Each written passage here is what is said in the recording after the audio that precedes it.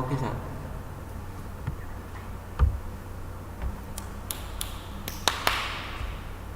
YouTube మీరు open చేయండి ఒకసారి. లేదా మొబైల్లో ఒకసారి ఓపెన్ చేయండి ఒకసారి.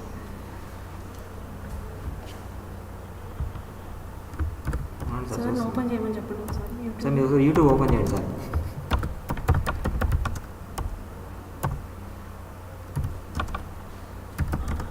సార్ మీరు ఒకసారి యూట్యూబ్ లింక్ ఓపెన్ వద్దులేండి సార్. అదేంటి సార్ అట్లా వస్తుందండి సార్? ఇక్కడ వచ్చింది సార్ లైవ్ ఏమో. వెయిటింగ్ అని వస్తుంది, ఇక్కడ లైవ్ అని వస్తుంది. హలో ప్రివ్యూ మేడం, ప్రివ్యూ వచ్చింది. ఏదో ఒకటి చెప్పండి మేడం. వచ్చింది ఇక్కడ వస్తుంది, ఇక్కడ రావట్లేదు. ప్రివ్యూ రాలేదు సార్.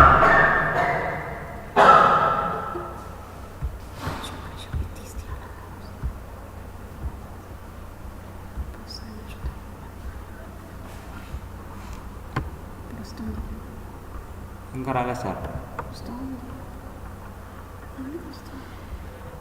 స్టార్ట్ సింగ్ కొట్టారు కదా? కొట్టాం సార్.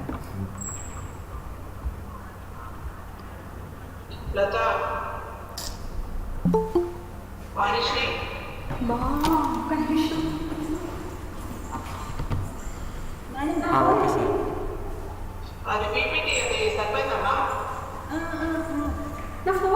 నా ఫోన్ మీరు మాట్లాడుతున్నారు. అయ్యో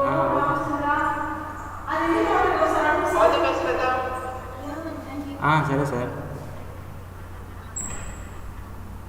ఓకే సార్.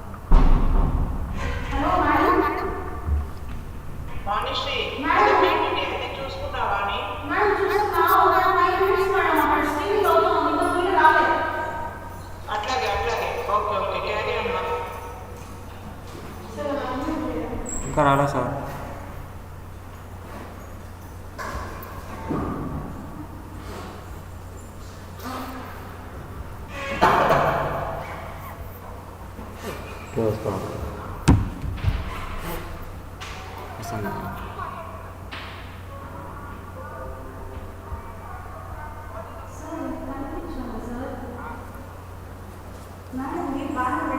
యూట్యూబ్లో వస్తుంది, యూట్యూబ్లో వస్తుంది కదా దీంట్లో.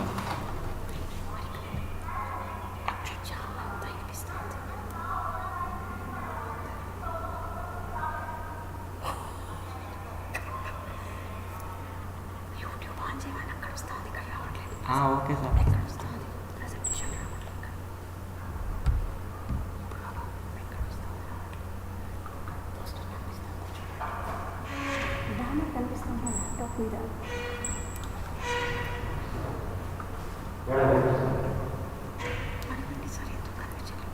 సార్ సరే సార్. ఇటు మాకు ఈడ రావట్లేదు, ఎందుకు లైవ్ కనపడట్లేదు. అప్పుడే వచ్చి ఇప్పుడు రాలా.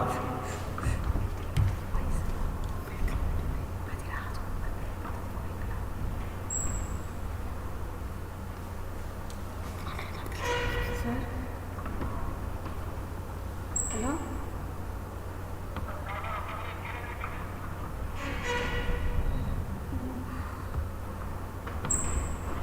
వెయిట్ సార్, చూస్తున్నా. సిగ్నల్ ఎలా తెలుస్తుంది? ఇప్పుడు వస్తూ ఉంది సార్. ఇప్పుడు వచ్చింది సార్. సార్ సిగ్నల్ ప్రాబ్లం తీసేయండి సార్.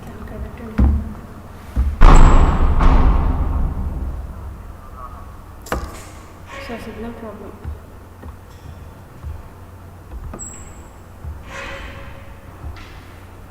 దగ్గర బాగాలేకపోతే బ్లూ లైట్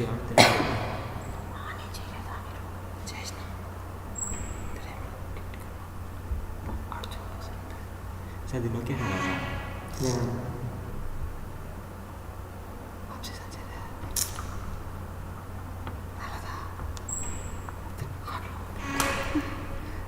మీరు దాన్ని లాక్కొచ్చాడు. దీన్ని ఓకే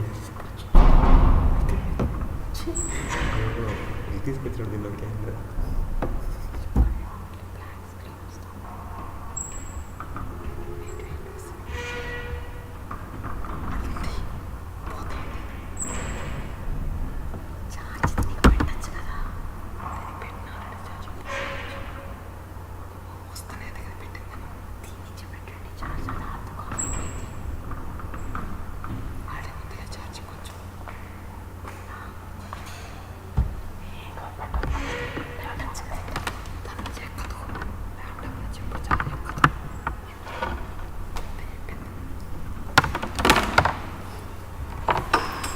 సార్ నెట్వర్క్ రావట్లేదు. మీ జియోనే రావట్లేదు నెట్వర్క్.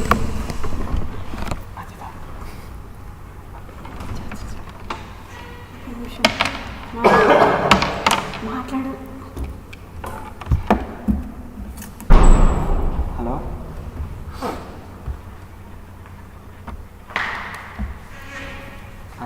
ఇప్పుడు వస్తుంది, అది వచ్చి పోతుంది.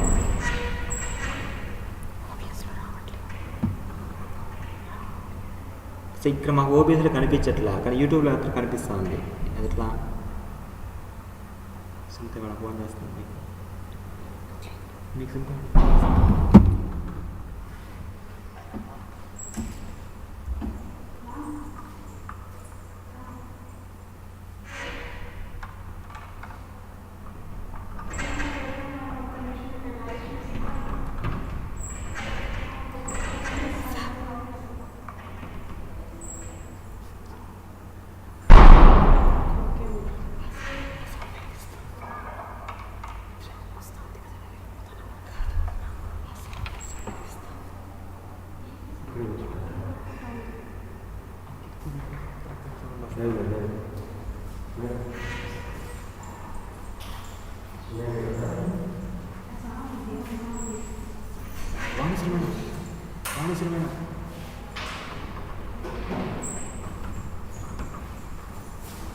ఇప్పుడు నేను ఎవరిని పిన్ ఎక్కడ పిన్ చేయాలి?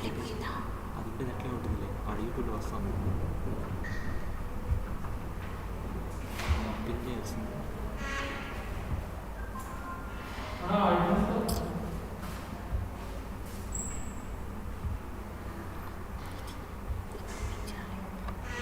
ప్రజలు పిన్ చేస్తున్నారు మీరు మీదే. స్టార్టింగ్ మాట్లాడే స్టార్టింగ్ మీరు ప్రజెంట్ చేస్తారా స్క్రీన్?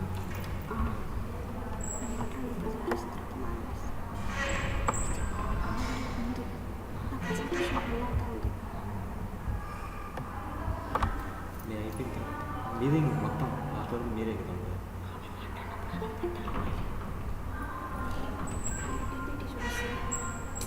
పీపీటీ చూపించేది మీరే కదా. మీరే కూడా నేను పీపీటీ వచ్చేసుకుంటాను. ఇంట్రొడక్షన్ పీపీటీ పెడతాను. పీపీటీ పెట్టిన తర్వాత అప్పుడు నేను పిన్ చేస్తాను. మాట్లాడుతుంది, ఏదో చెప్తాను కదా, గుడ్ మార్నింగ్ మాట్లాడిన తర్వాత పీపీటీ పెట్టుకొని మాట్లాడుకోవాలి.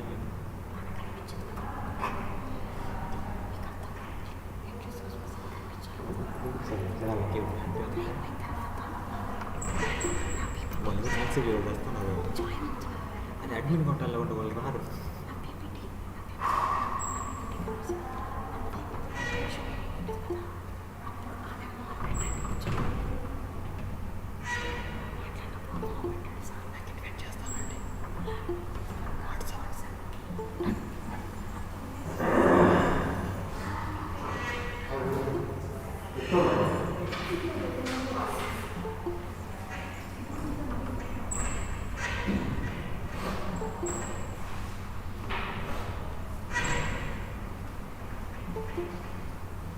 యూట్యూబ్ కూడా చేసుకుంటారా? గూగుల్ పెట్టుకుంటారా? YouTube best sir. డోర్ ఎంత వేసాను సార్? నేనేస్తాను. ఈ phone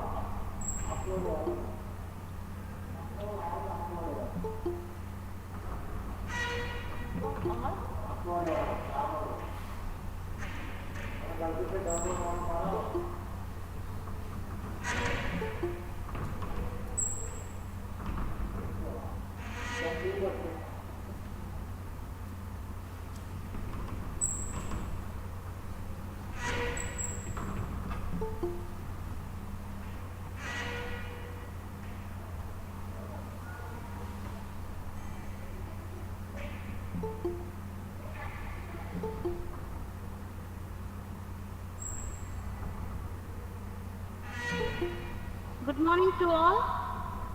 I request all the participants to please unmute your phone and please stop presenting your screen. Ms. Padmalochan, Ms. Ketaki Borkar,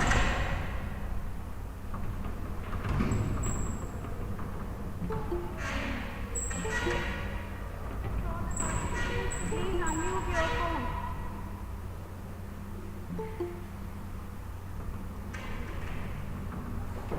Should they unmute or mute? Sorry, mute.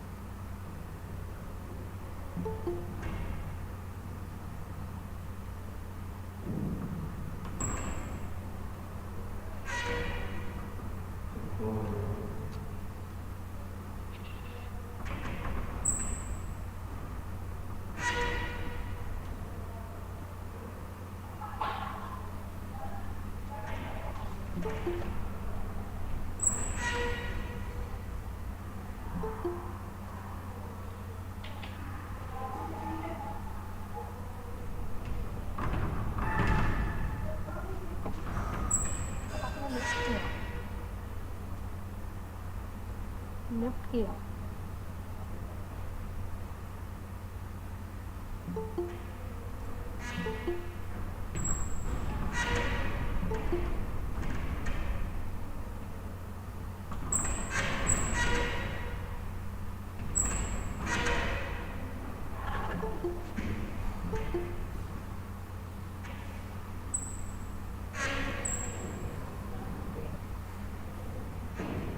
I request all the participants to please mute yourself and also stop presenting your screen so that we can start the program.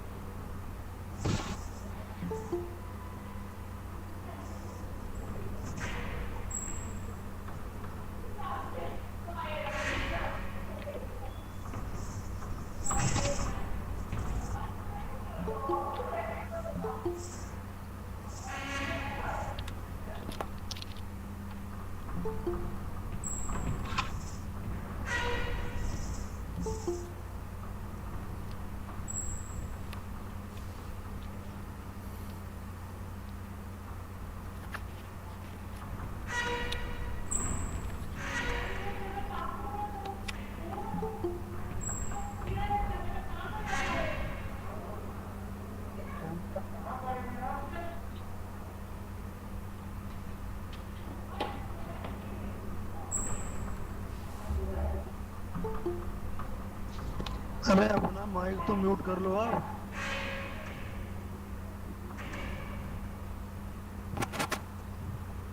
Mrs. Ketaki Bhottar, could you please mute yourself?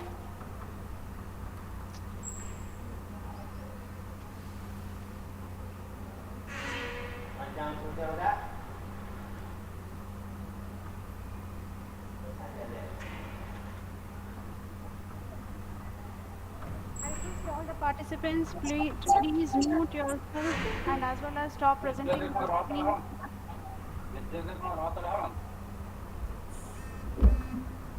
Mr. Padmalochan.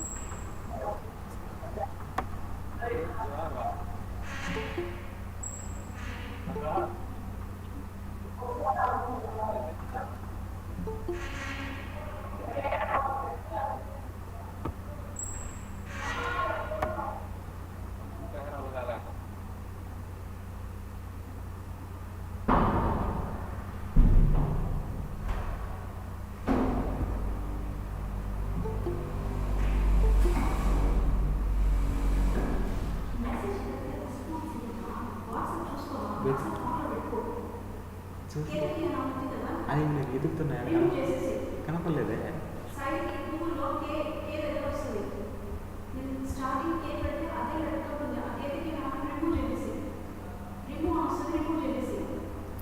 కేనా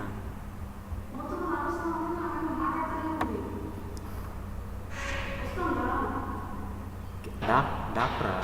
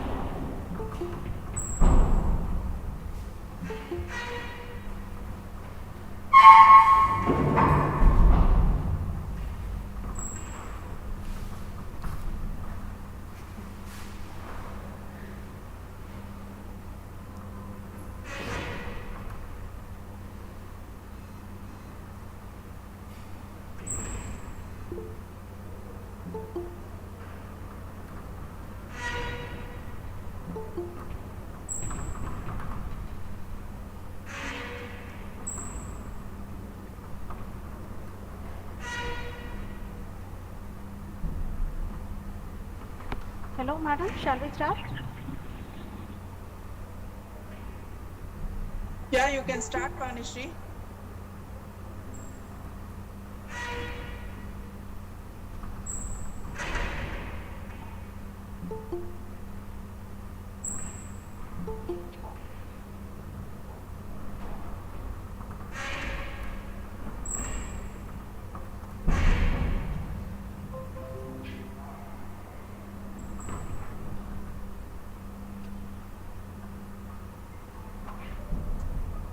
A cheerful good morning to all. I am Dr. Vanishri. On behalf of Department of Science and Humanities, welcome you all for the Day 4 session of AICT sponsored one-week short-term training program on harmony in the workplace, effective interpersonal communication skills, Phase 1 Communication Skills at Workplace. Hope yesterday everyone gained detailed inputs on how we can utilize the role of time, space, ambience at workplace to work effectively. and overcome different complications in different situations. Over 60% of employees failed in public speaking and in giving presentations. This may be because of lack of rapport, being unauthentic, lack of facial expressions, inability to use silence, shyness, tech talking, lack of humor and direction, and also energy, use of language, which are considered as a downfall of true presentation skills. And they don't know how to overcome these things. So today our resource person, Dr. K. Lata Reddy, Professor of English Department, SV College of Engineering, Tirupati, will guide us on how to overcome all these hindrances of presentation and give effective presentation in the workplace. But before going to that, so let me introduce our resource person of today.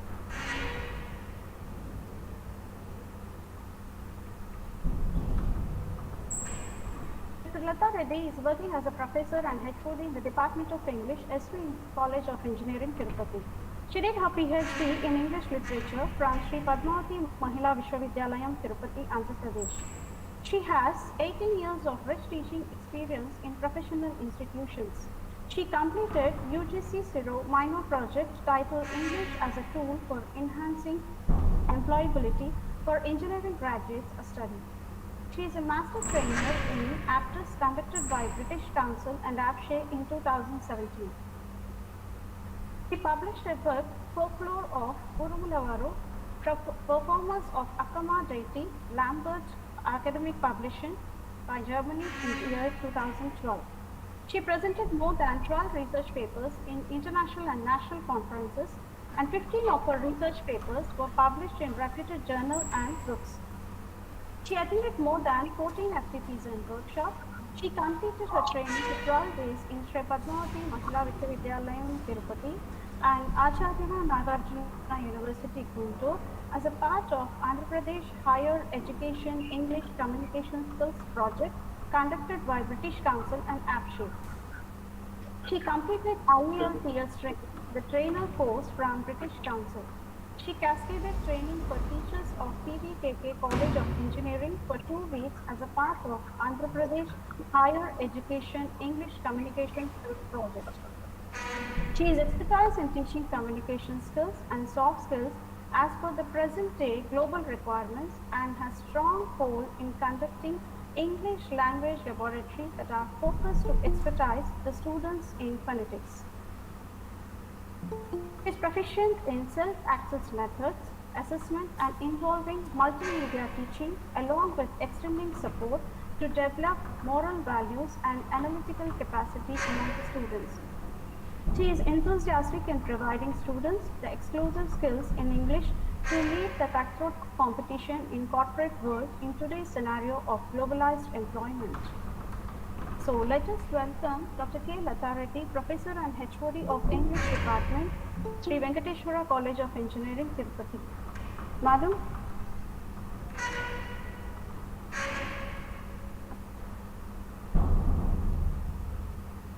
Hello, madam. Yeah, Anushree. Yeah, please welcome, madam. We are eagerly waiting to listen your words. Yeah. Thank you for your awesome and detailed introduction. Am I audible? Yeah, yes, madam. Thank you again, Anushree. Such a detailed introduction of mine, which I don't remember few things even. Pleasant morning to everyone. As Vanishri was quoting at the beginning of the introduction that 60% of people are fear of public speaking. Indeed, everyone agree to this. So let me start. If you look at what you have in life, you'll always have more.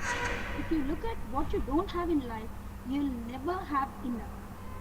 So I just want you to give few glimpses of things like how you can showcase your power of speech. Everyone knew that from the beginning, when we start our communication, we have the common elements of listening, speaking, reading and writing. we are not comfortable with this particular point of time of speaking.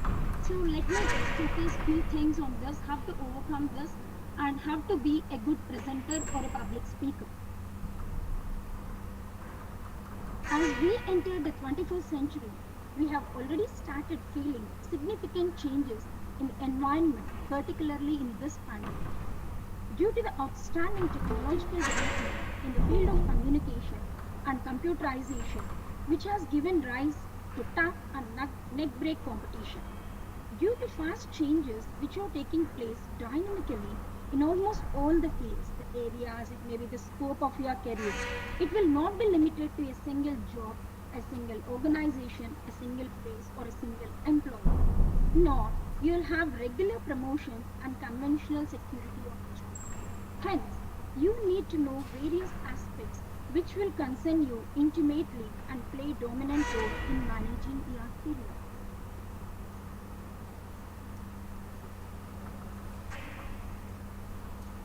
So, while managing your career, you have got to look into few aspects and take care of the most taken for granted areas.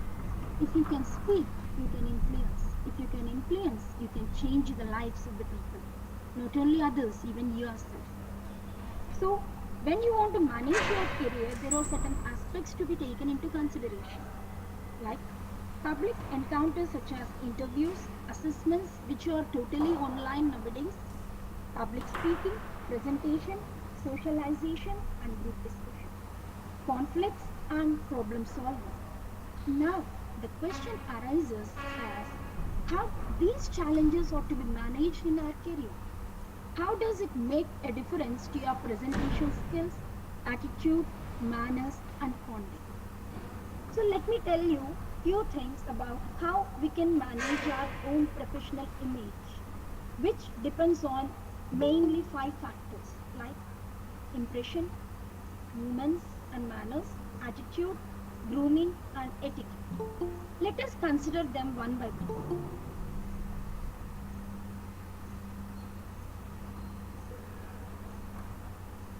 Hello, madam. Yeah, Vanishri, is there any Uh, problem?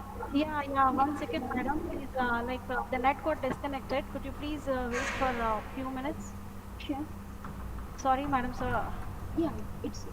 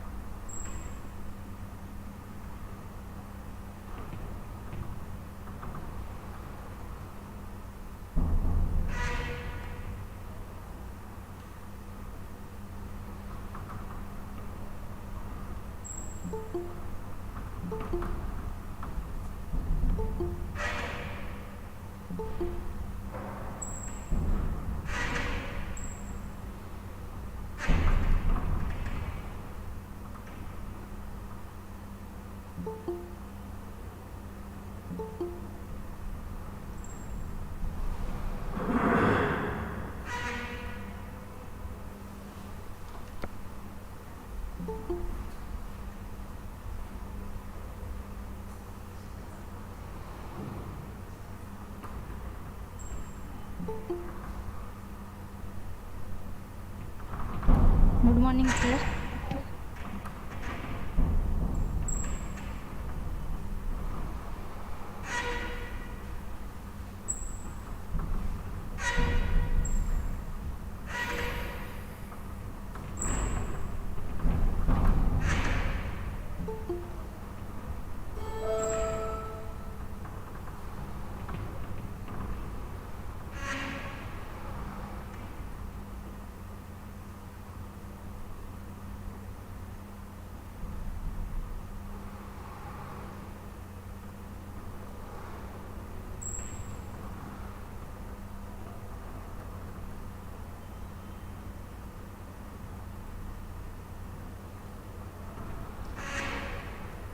Sorry for the inconvenience, madam. I'm sorry, dear participants. Shall I start now, Vanishri? Second, madam, I'm presenting my screen. Today, like the weather condition is not good, so we are facing so much of net problem.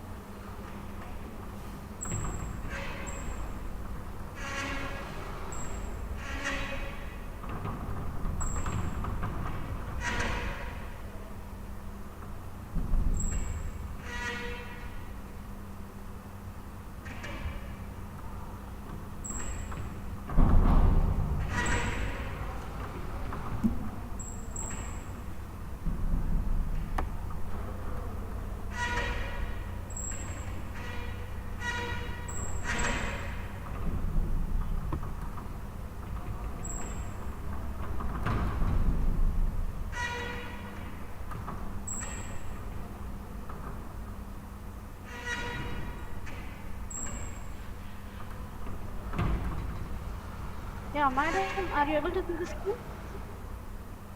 Hello? Yeah. Not visible, Vanishri. Now it is visible? Yeah. Right. Yeah, you can get into the third one.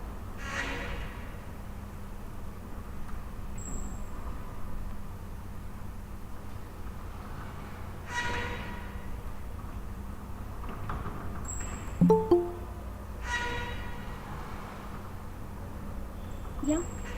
Fine, there was a technical turbulence, it happens sometimes, and this pandemic has taught us many things like the virtual meetings, which is very new to us, but we are getting used to it as usual. So as we discussed that this 21st century is focusing much on the environment, particularly in this pandemic situation. So here, once when we get into the professional image, we have 5 factors based on this, especially the impression, movements and manners, attitude, grooming and etiquette. Let us look into this one by one. Impression is formed from your verbal and non-verbal expression. Verbal expression includes tone of your voice, choice of words, pause in the sentence, rate of talking, and even the enunciation. When coming to the non-verbal expressions, we concentrate on the overall appearance, posture, facial expressions, gestures, dress, and hairstyle. This is the impression. We always say the first impression is the best impression that we showcase. So we should focus on both the verbal and non-verbal when we go with this particular impression.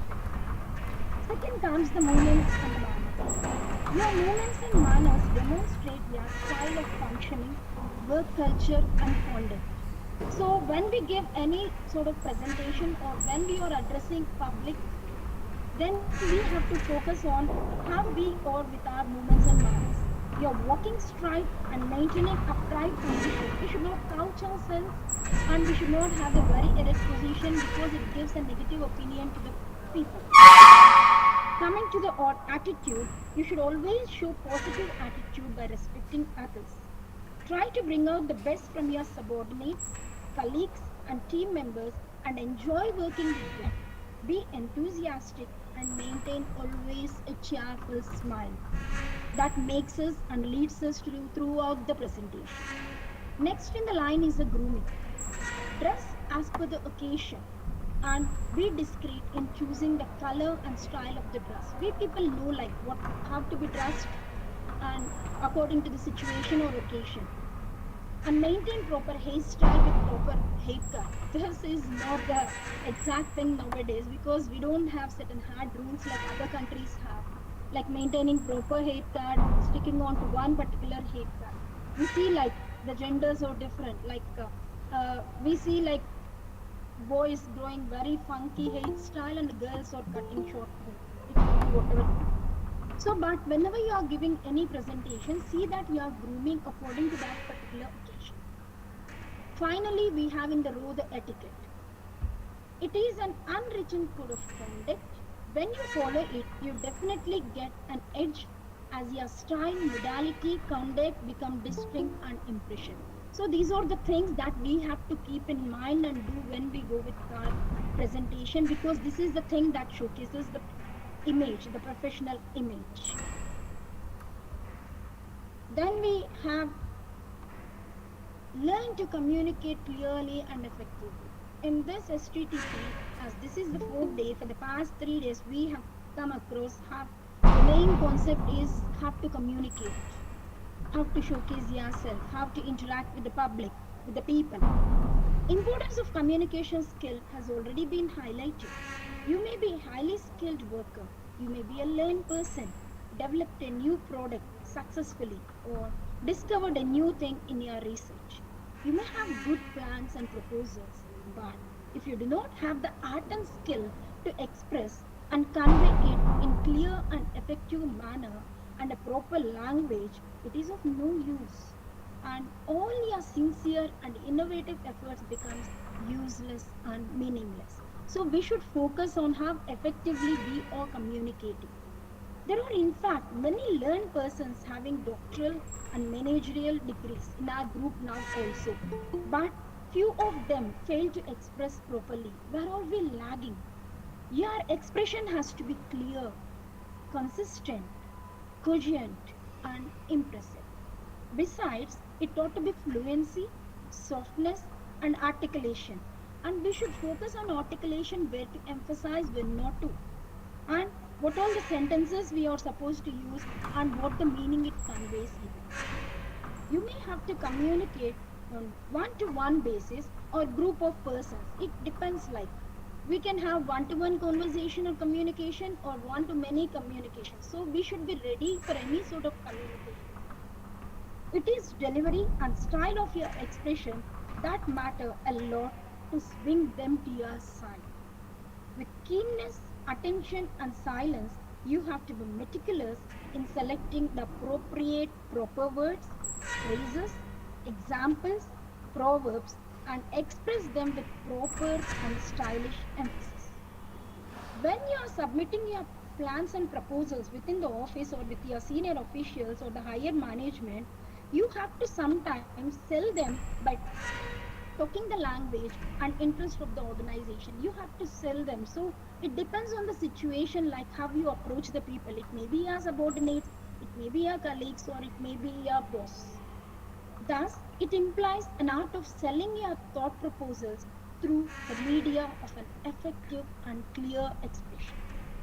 This aspect implies how we gather the detailed information and data. It may be with the discussing with others, or it may be while listening to others. When we listen to others in any conversation or any situation, we can extract the information, and in turn, we can get the feedback also.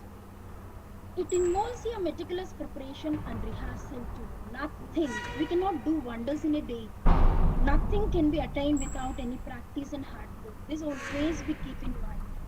In this process, when you are communicating or getting or exchanging the information, you should avoid verbosity, like usage of more words. Many people are prejudiced, like if we use sound vocabulary or when I use prefix, the audience are with us. No, that never happens. It always the simple language that attracts the audience to us. Vagueness, never get into the ambiguous statements, ambiguity words. Criticism, this always keeps us down. Harsh remarks, be polite. Polite is a thing that costs nothing. It always leads us. Never get into the bad language and the foul language. You should maintain standard and dignity of your position while you're using the language, words, or sentences.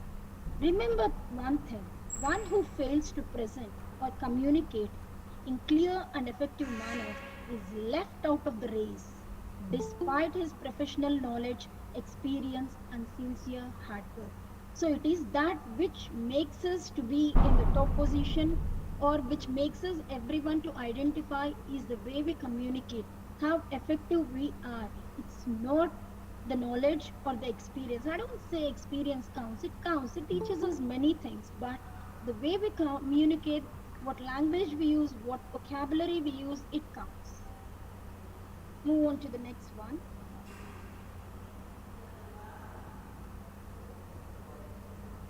Yeah.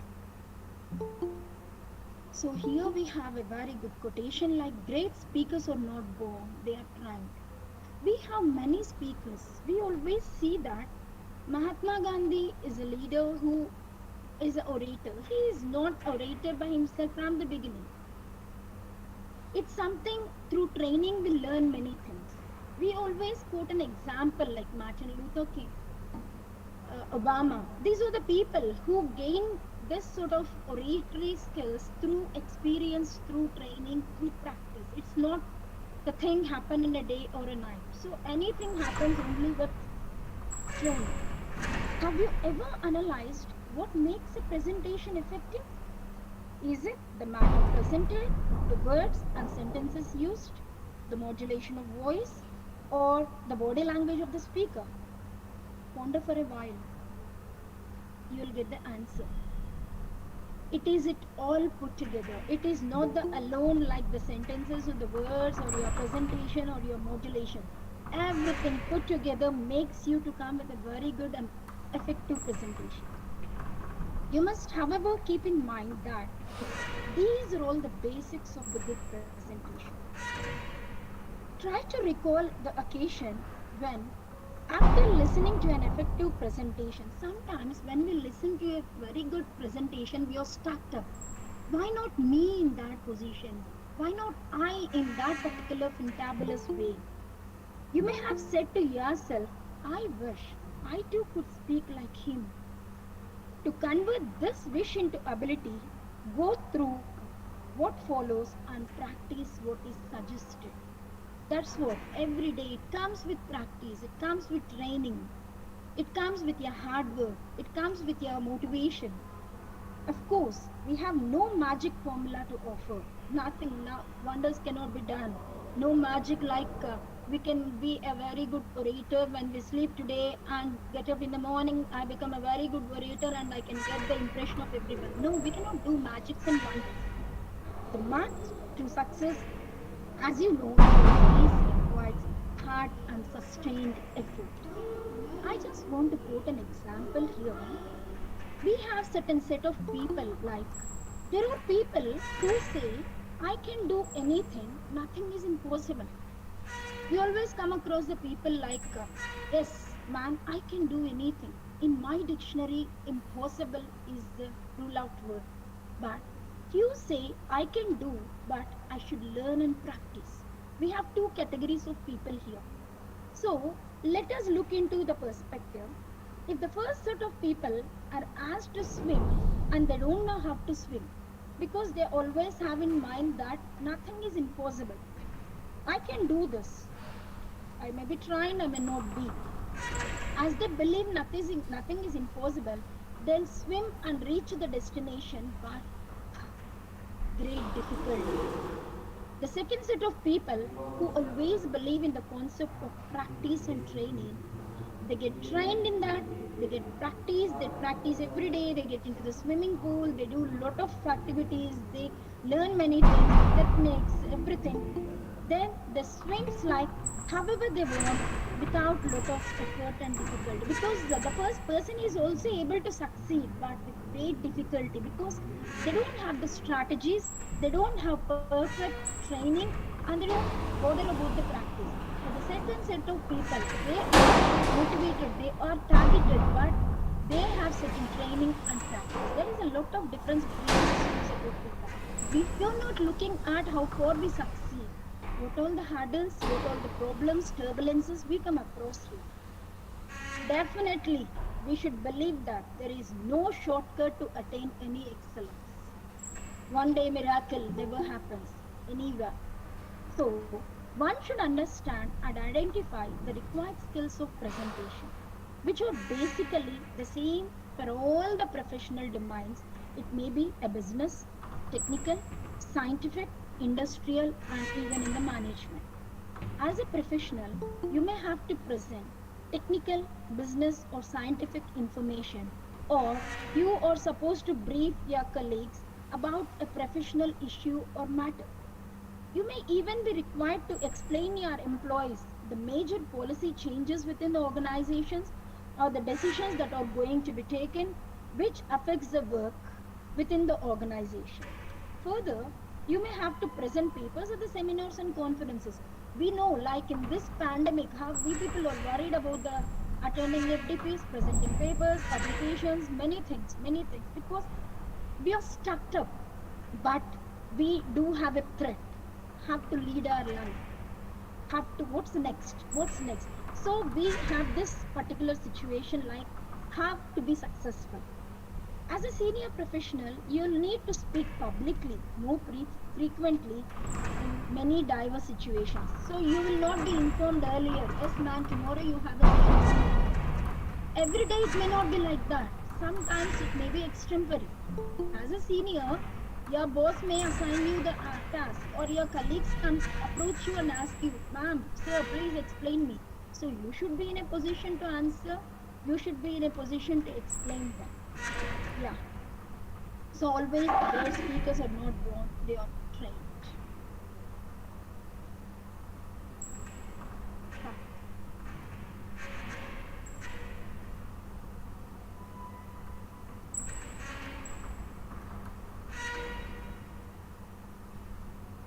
Manishri?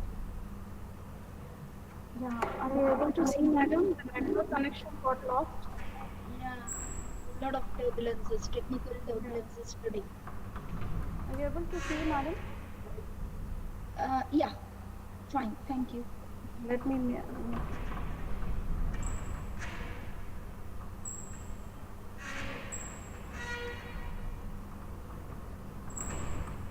So in this situations, not only the need and motivation, we should have the patience even, because this is not with us, it is all with the technical things, and even the weather is not supporting in Tirupati today. Yeah. Getting into the next thing. So now we have the need and motivation to get into the thing. And the next phase here before us is, what is the purpose of your presentation, or what is the purpose of your speech? Why are you doing this? To whom are you doing this? And what do you want to gain out of this?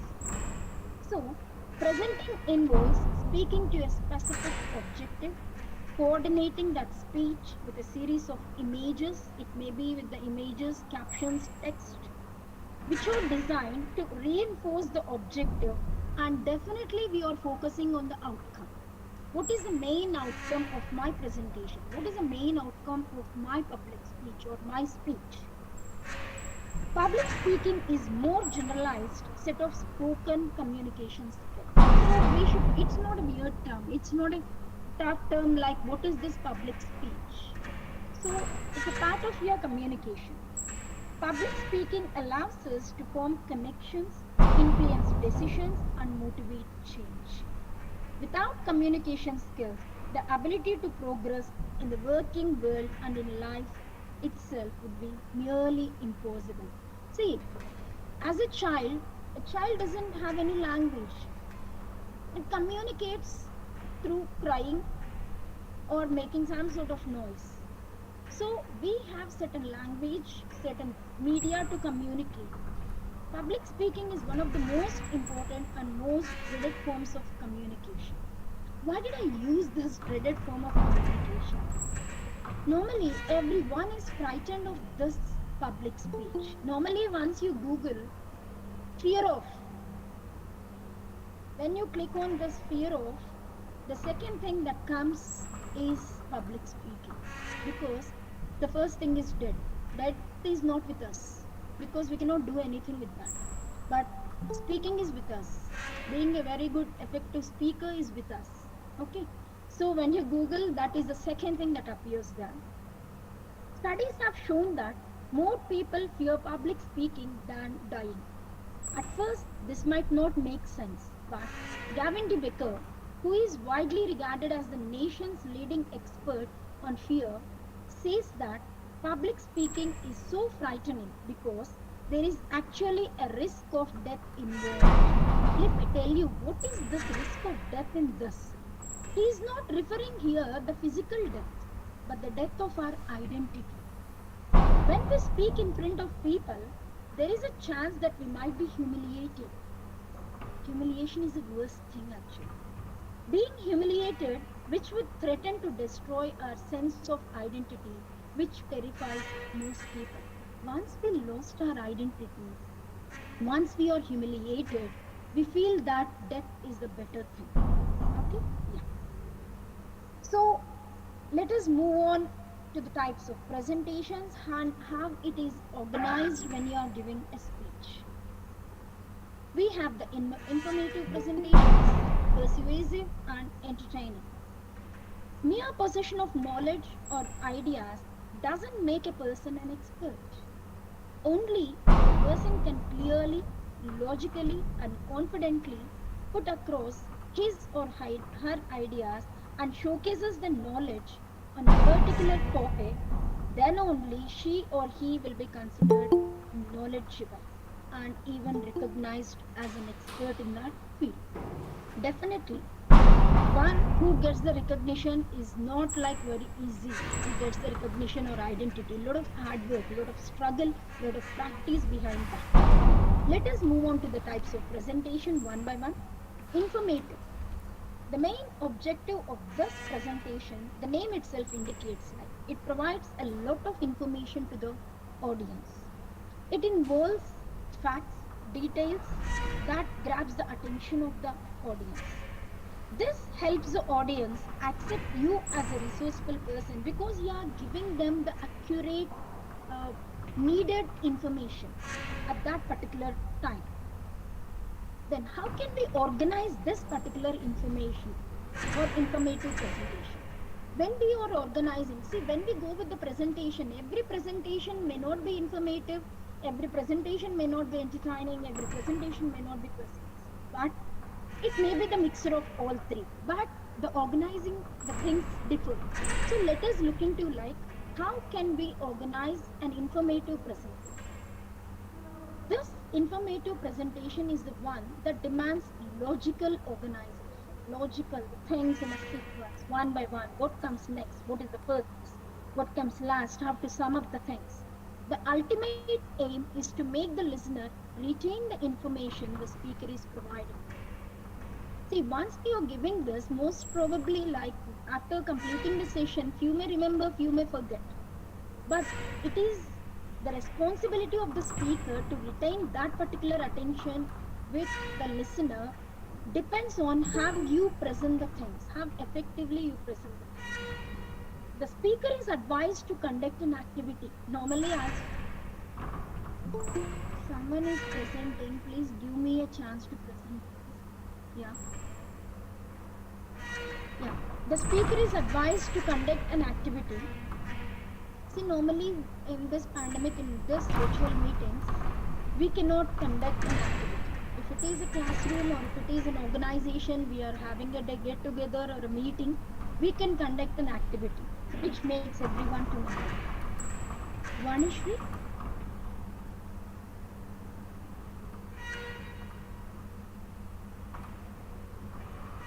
Is it okay? Am I audible?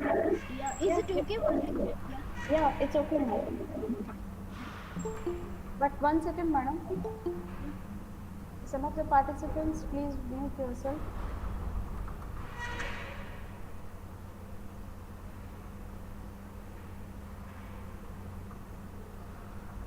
So when we go with Vanishri?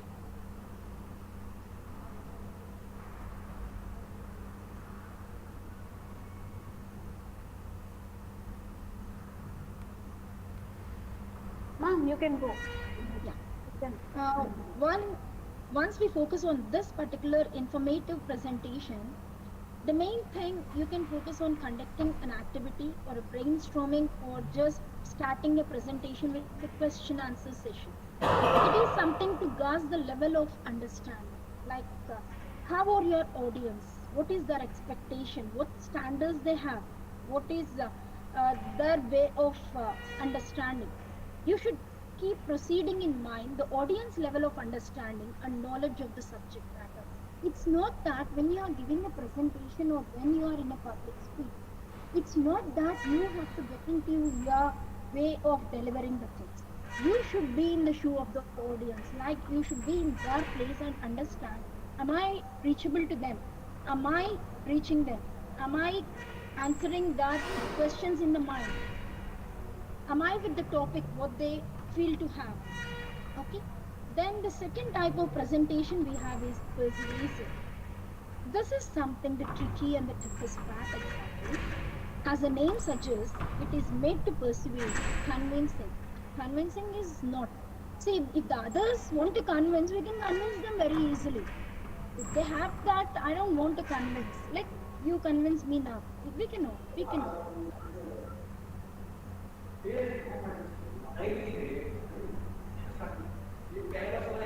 काय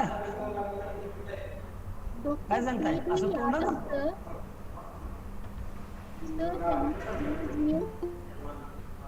Hello, निलगिरीच्या तेलानं हे होतं बरोबर doctor. आता किती आता?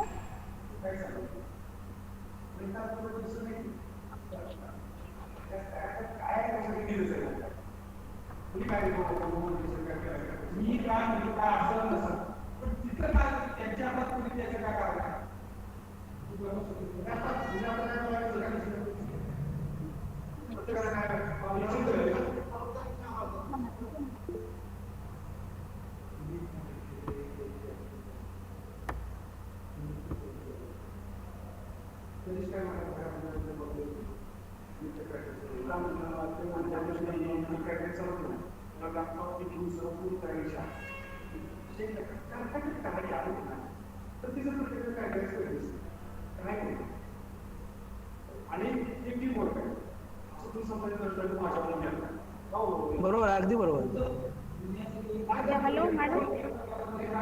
Yeah, Vanishri. Madam, निदान दुसऱ्यांचं तुम्ही नाव तरी घेऊ नका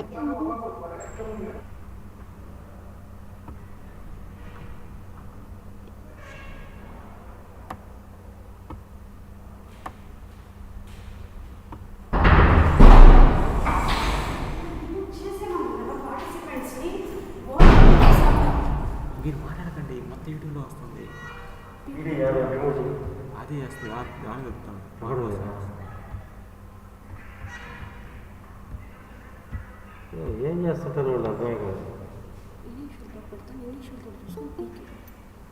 సౌండ్ వస్తే పీకండి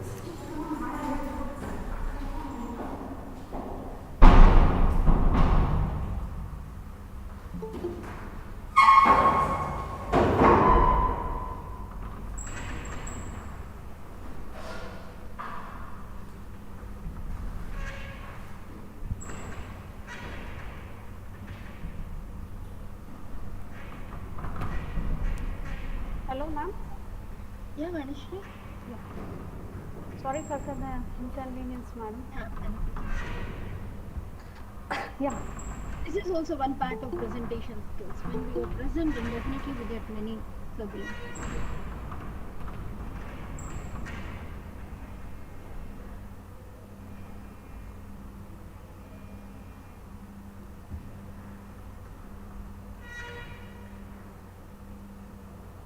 Yeah. As the name itself indicates, the persuasive, it is the toughest part from our side to convince the audience, and it is not our battle. A persuasive presentation is one that has a specific expectation from the audience. As a speaker, you might want your audience to get convinced, to believe, take a decision, to act accordingly, to advise somebody in turn. For this, you must study the audience attitude closely, which never happens in this sort of virtual meetings at all. Study their existing approach and understanding the particular manner. Since it is essential to visualize the outcome, do a pilot presentation for a trusted person who can give you valid feedback. So this all comes into reality when you are having the face-to-face conversations or face-to-face communications or face-to-face presentations. This sort of virtual meetings you cannot expect and you cannot get the feedback directly and you cannot understand the mindset of the audience. Then we have in the list the last one, the entertainment or the entertaining presentation. The name itself indicates its main intention is to entertain the audience. This sort of professional speech is not, it doesn't come under that genre. This is usually non-academic and we can find it in cultural festivals It may be in functions or entertainment parties, some other informal gatherings. How an entertaining presentation is organized. This is something very informal. We don't have particular process or organization of things. The speaker has to consider the cultural, political, national, and linguistic background of the audience because we have heterogeneous people here. Especially in the entertainment presentations, we have heterogeneous people because it may be the politician addressing. So we don't have a particular set of people here. And it is the gender distribution and even the age varies.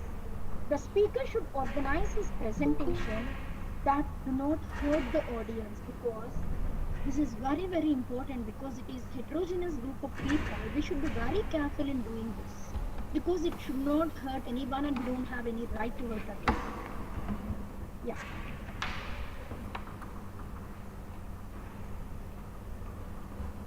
This is the very important part in our presentation, like what is the process or stages of presentation. Winners continue, losers stop. So this is a saying or a quotation which everyone loves, but there are certain situations like which makes us to stop, unavoidable things. Okay, even you stop, you have to continue, keep on moving. So here, when we go with this process of presentation, this is mainly classified like it's not exactly your presentation starts when you are giving that in live or doing that before the audience. It starts earlier. It's like that before you are assigned the task, before you are given the things like when are you going to do this. Yeah, ma'am. Yeah, people are just commenting low volume. Please raise your volume. I'm almost busy. Yeah, fine, ma'am. Is it okay now? Yeah. Tell. Sorry. Yeah, ma'am. It's okay. Yeah, normally my voice is audible. It may be part of this technical. Okay, fine. So people always believe that our presentation or our path starts when we are giving the presentation directly before the audience or this sort of virtual things.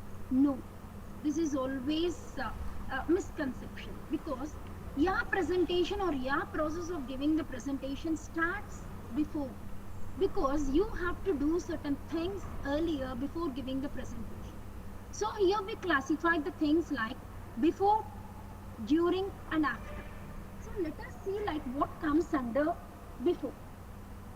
Necessary steps to be taken before giving presentation like planning, preparing, practice and rehearsal.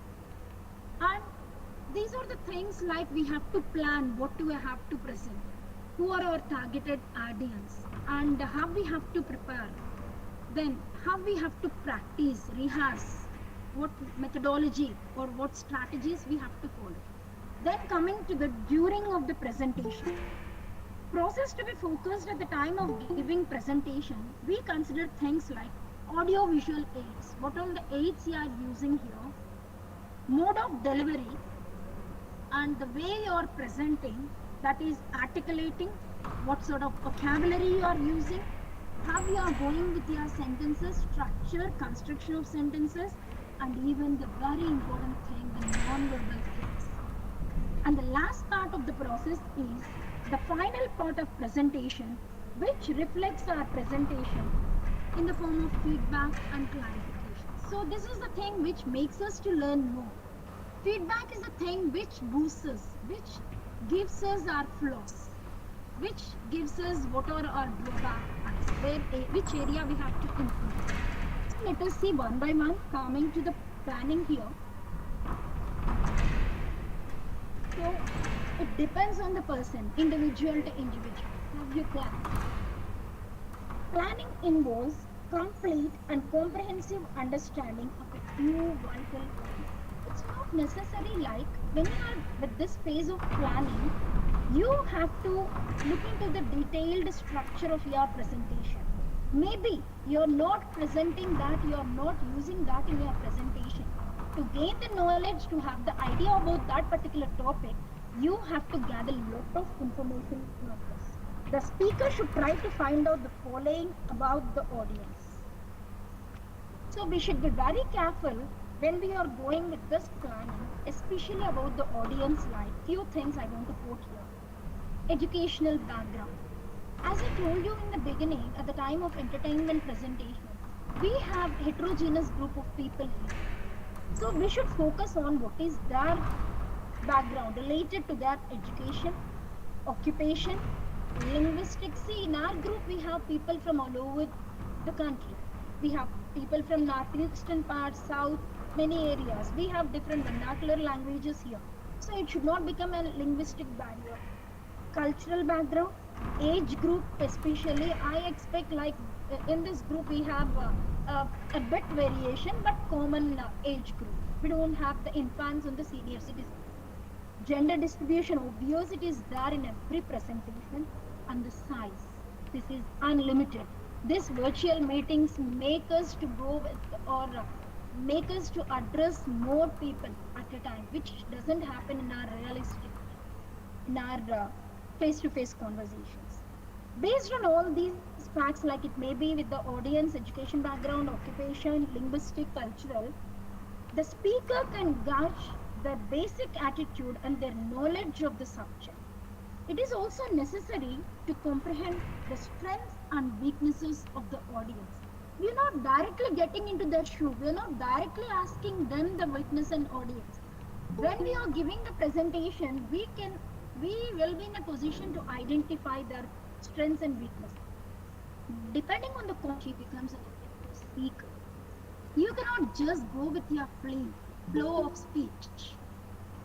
It's something we should be with the audience, always be in track of the audience. The speaker should always keep in mind the audience ability to listen and grasp the matter.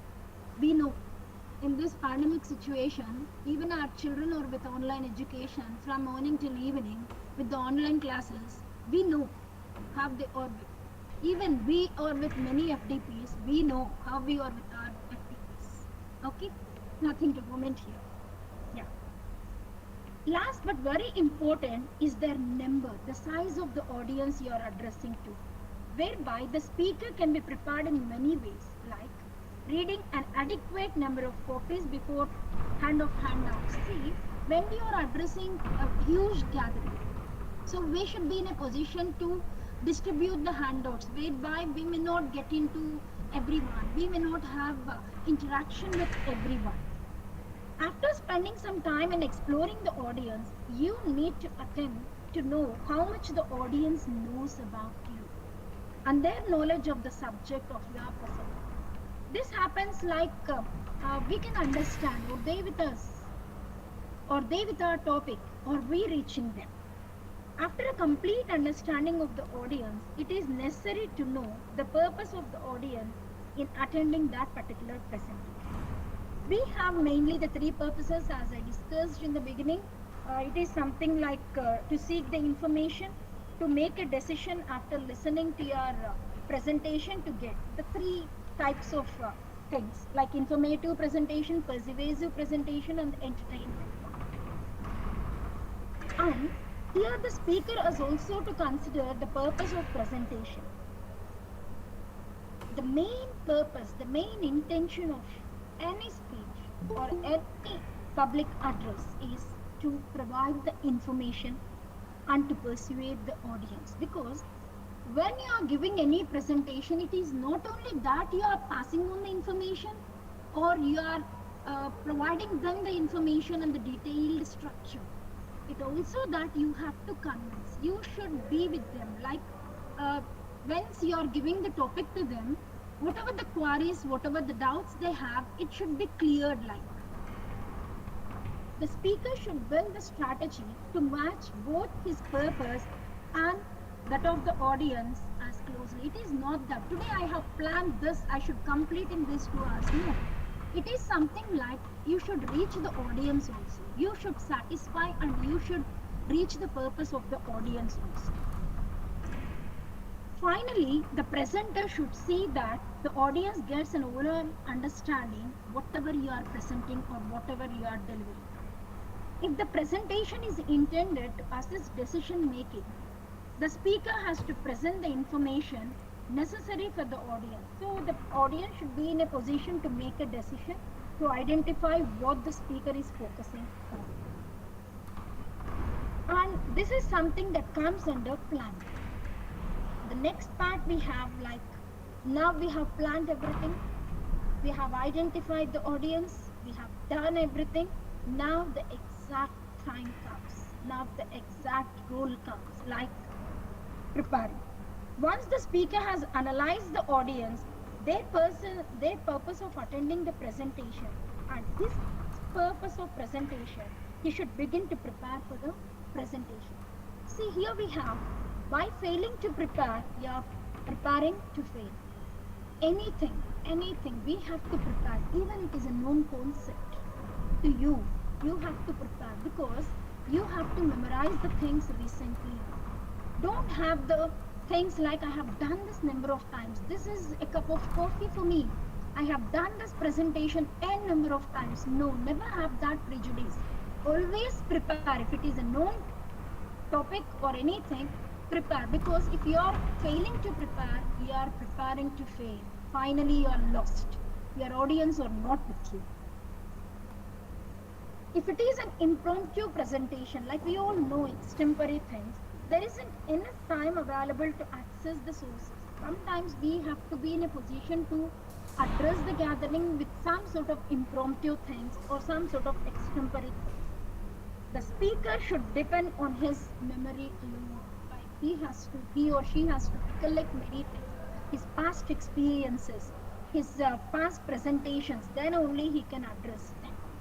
So let me tell you, like, we have certain steps when we are going with this sort of preparation.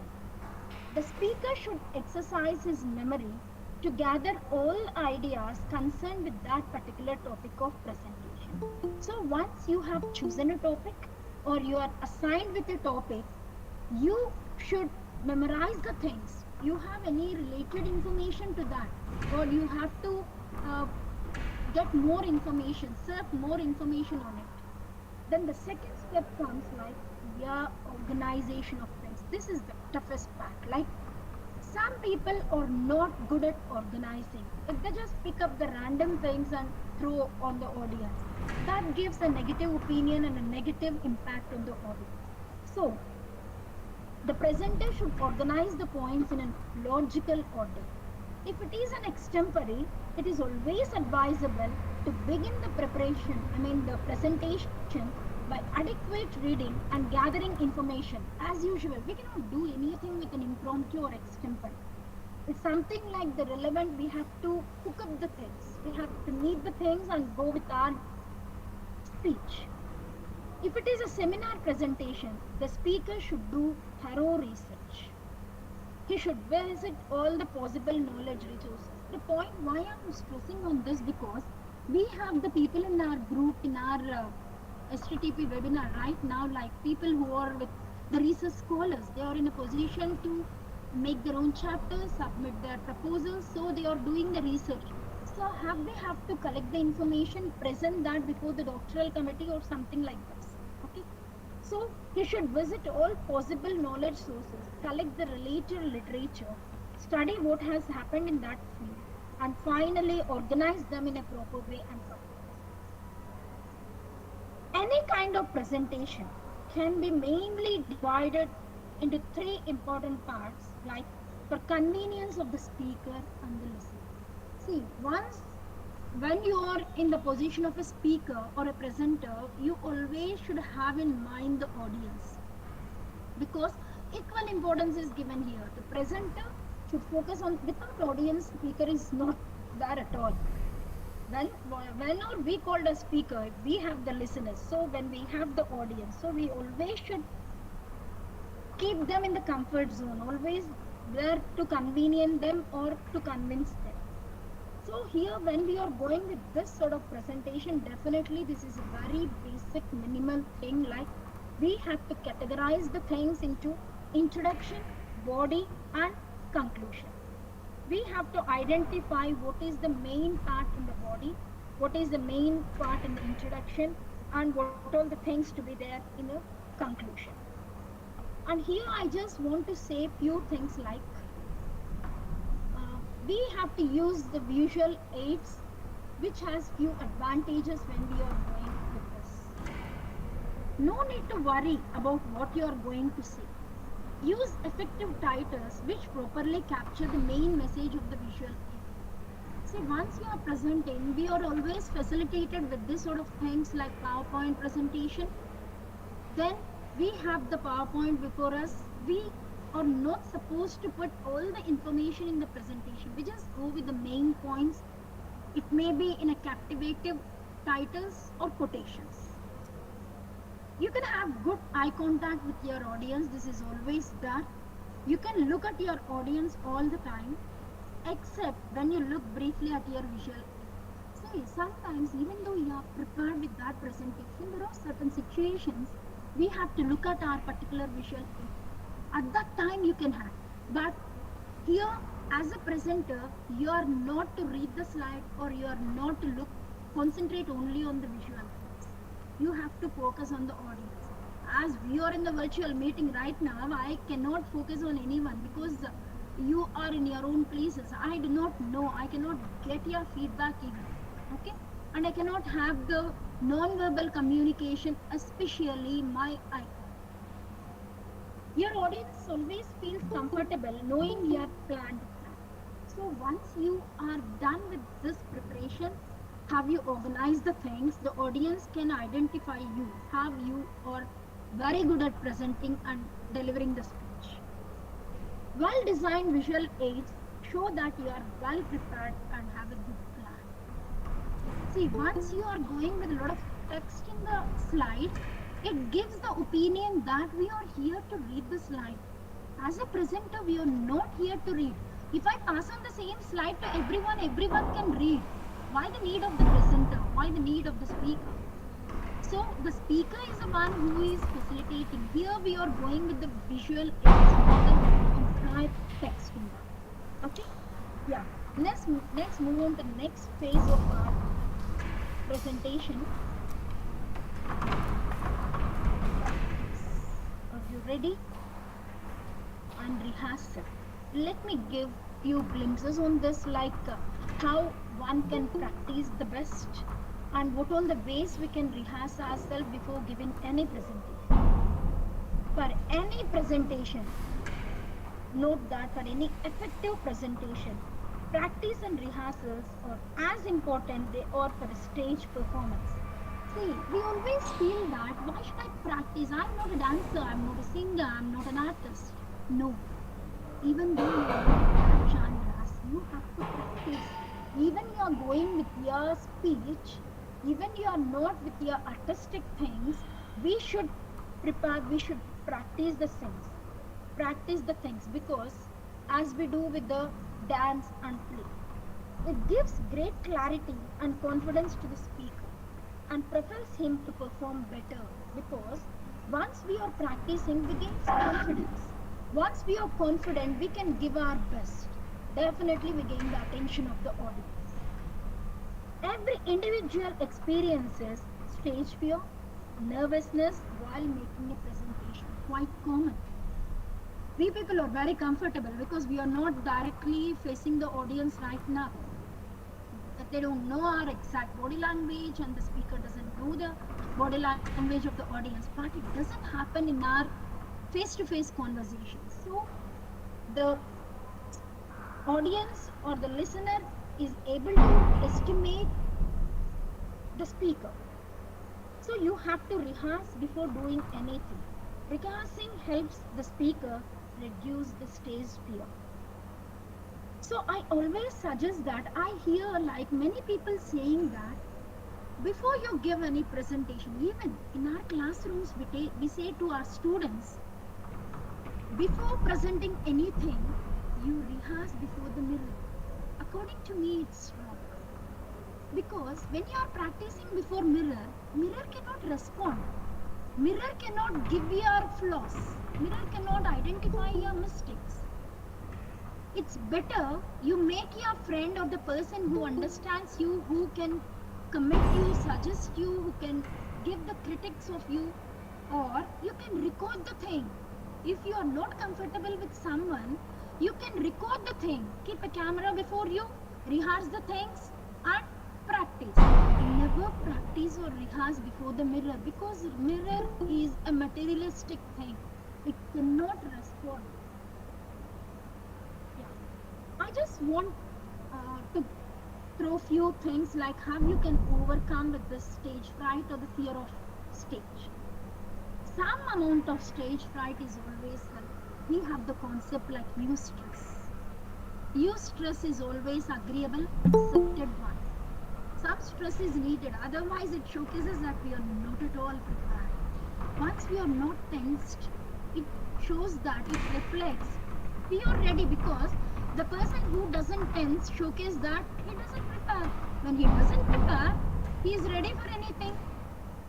So here, some amount of stage fright, like I can say like eustress. Eustress is needed for everyone. One of the main reasons of stage fright is that one is not accustomed to speak in the public. See, many such situations like we are not familiarized to give speech before the public. We are very comfortable. The comfort zone is always the things that drags us.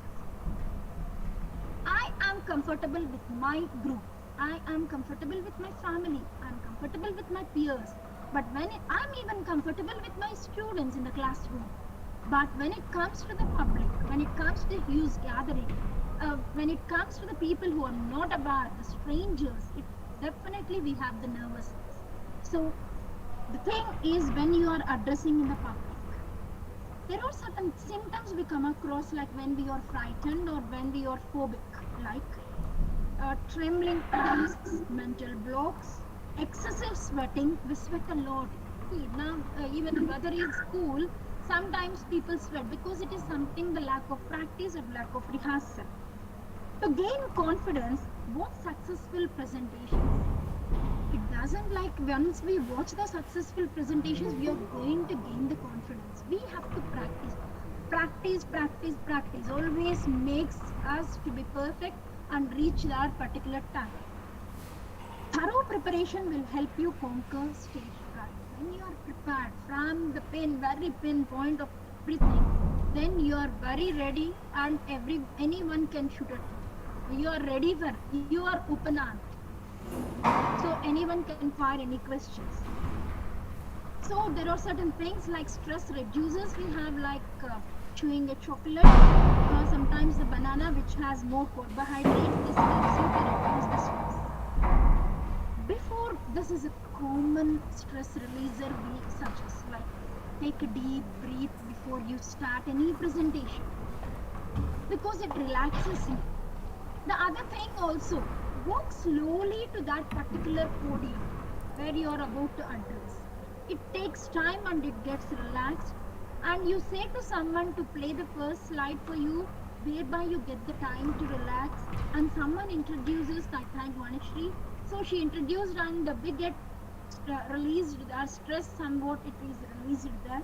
So we have certain strategies to overcome the stress releasers or stress busters, we can say. If you plan and practice as suggested, your confidence level would rise and you would find yourself ready for the presentation. Remember, intensive practice and rehearsals are the best. There is nothing. Say we say like too much anything, it becomes harm. No. Here the practice or rehearsal doesn't harm you. If you practice more and more, if you rehearsal more and more, you get better tuned to that. You give the best and the audience are with you. Yeah. Let us move on to the part of session, like during the session. During giving the presentation, what are the things to be taken into consideration, like audio visual aids. We people are very facilitated. We have this audio visual aids. Most of the time we are not using these audios until and unless I just want to play a motivational speech of someone, then only we go with the audios. Most of the time we go with this visual things, presenting the things in the way of visual. For example, In a presentation on effective speaking, you may play extracts the speeches of Winston Churchill, Radhakrishnan, and Shiv K. So it is something like you are showcasing or you are giving them the glimpses of things. How these people are successful, how they became effective speakers, why we call them the orator.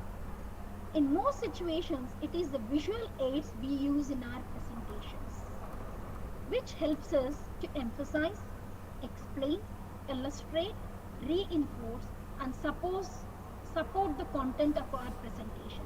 So most of the time when we are going with our presentation, we focus on the visual things because these are the things that showcases, emphasizes our presentation.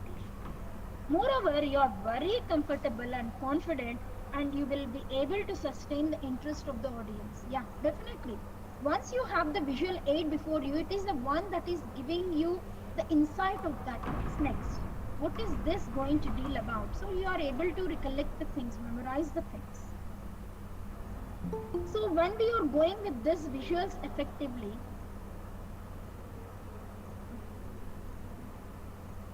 thank you. When we are going with this visuals effectively, the impact on the audience would be deeper and it lasts longer because they try to recollect. See, normally when we are writing exam in our childhood, normally I used to remember when I was given a question in the exam paper, when I was answering that particular question, I always recollect, yes, this is on the right side, right pane of my book. This is on the left corner of my book. So these are the things that makes us to memorize the things. So visual aids always makes us to memorize the things and give some sort of connectives to the listeners. You should choose the most suitable aid. It's not like that. When we have abundant visual aids before us, it's not like that we use everything. No, we should be in a position and we should identify. The choice should be in such a way, you have familiarity with the aid.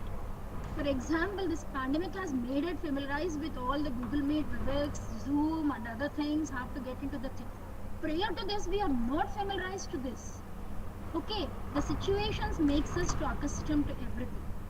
But before, we are not familiarized to this. So, when you are not familiarized to that particular thing, don't go with that. Size of the audience. You should be familiarized with the size of the audience. See, it was informed that you have 100 target audience and once you entered into the room and you observe only 10 are there, you get panic definitely. Definitely you are not happy that, oh, I have only 10, very good. No. You always have in mind that 10, 100 have registered, why 10? What's wrong? What happened?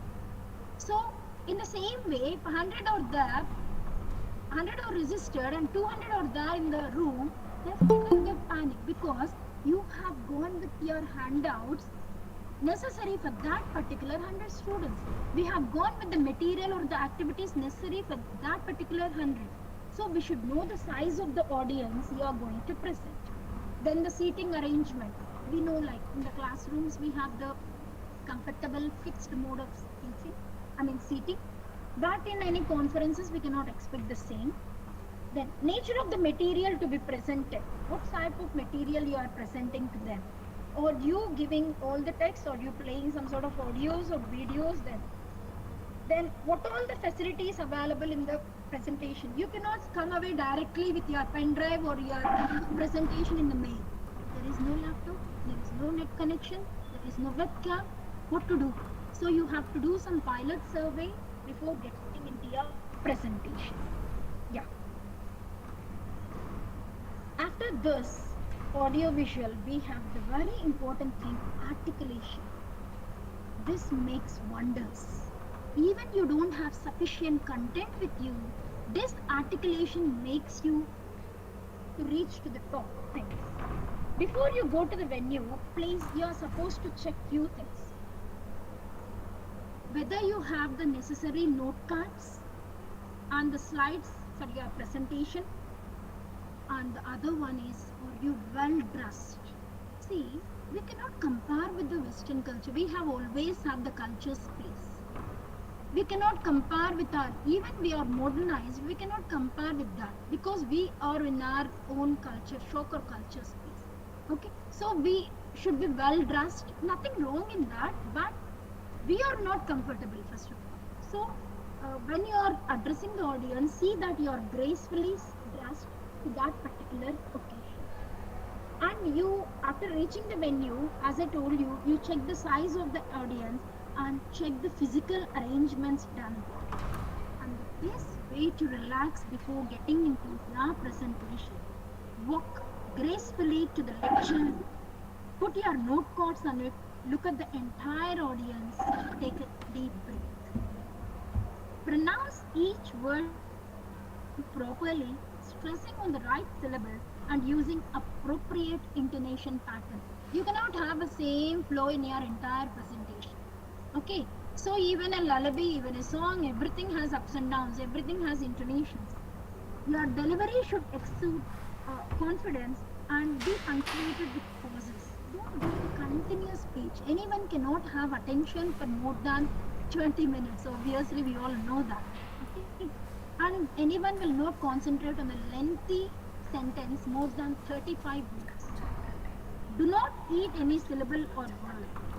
It has been rightly said, there was a saying that eating words causes indigestion in the listener, not in the speaker. You or with that particular topic, if you read the words, you can understand how come the listener, he is not in, you should be in his shoe and identify. So you should be in the position of the audience and listener and go with your presentation. Yeah, then we get into choice of words.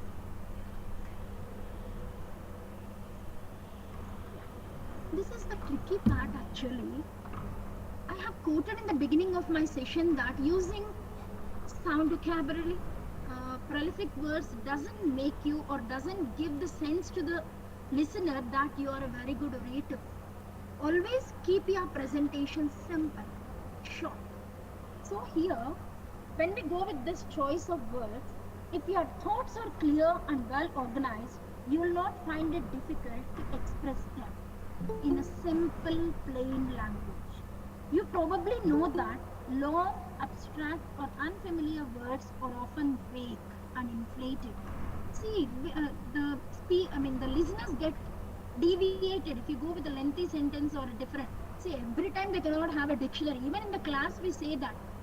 Every time they cannot have a dictionary and refer to a prolific or sound vocabulary we are using. So we should go with very simple vocabulary. If the words are short, concrete and familiar, the meaning would easily sink into the minds of the listeners and it creates the desired impact. So I have listed here few as column A and column B. The long, abstract and unfamiliar words, few are familiar maybe, but it's advisable to use the other part, that is the words in the column B, the suggested such words. So instead of activate, I can use like start or begin. Let me start my session. It's time to begin. Activate is something different. It comes with the other genre. Sometimes it will not coincide with other part of things. Ameliorate, then improve. Okay, so these are the things that can be avoided. I don't say that you are not supposed to use them, but the audience get distracted because they are not here to go with their prolific vocabulary. They are here to go with their content, what you want to deliver. Okay, so be careful with your choice of words. So the things in the column A are entirely undesirable, so better we can get into pick the words from column B. Choice of words, I just gave a few things on this. Yeah, after the choice of words we have the other part under this, cliches. This has become very routine nowadays. Actually, it is a French word that denotes a phrase that has lost its vividness and impact because of excessive usage. So many people started using this, so it lost its vividness. Few and far between, food for thought. Last but not least, a burning question. Leave no stone unturned. These are the few things. Okay. So how can we replace the things with other? See, normally to the left side of the pane I have gone with the original one, the revised one. How it makes the difference? Last but not least, I'd like to thank Mr. Joshi who managed this event efficiently. So last but not least is something which sounds weird. So we go with in the end, I would thank, or at the end. In the same way, in the next session, Professor Mishra will throw more light on the causes of noise pollution. So it is something some audience will not get what is this throw light. So we can give the exact information. The reason I am concentrating on this glitch is here we should focus on the content we want to deliver to the audience. It is not like to showcase our prolific. We have the other platforms to showcase our vocabulary and our sound words. So in the next session, Professor Mishra will provide more information. In the same way, one of the burning questions today is how to combat terrorism in India. One of the main problems, burning question. So we know that these are the regular things we are using, but we can change them, we can revise them, or we can modify them using these glitches. Such useful comments as you have made are few and far between. So we can use care. So these are the common glitches we can, because as we are using them excessively, they lost their originality actually.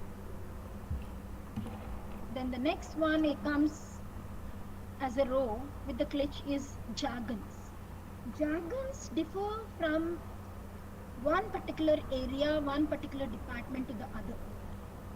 This refers to technical terms or characteristics, idioms of a specific discipline. Maybe the medical terminology, it may be the software industry, sociology, or it may be any social activity like cricket, dance, etc. We go with jargonic language, usage of things in their own arena. When you speak on a topic related to such fields, you cannot completely avoid the jargons because we are used to them. We are used to these things. We cannot feel completed once we don't use them. Its use is essential to convey the precise meaning. What is the exact correct meaning we want to, but you must try to avoid using jargon wherever possible. Try to avoid them, but there are certain situations you cannot avoid. At that time, see that you are using minimal use of jargons. So you have a list on the screen like jargons and the plain words. How can you replace this particular jargon with this particular plain word? Compensation package, normally in the software field.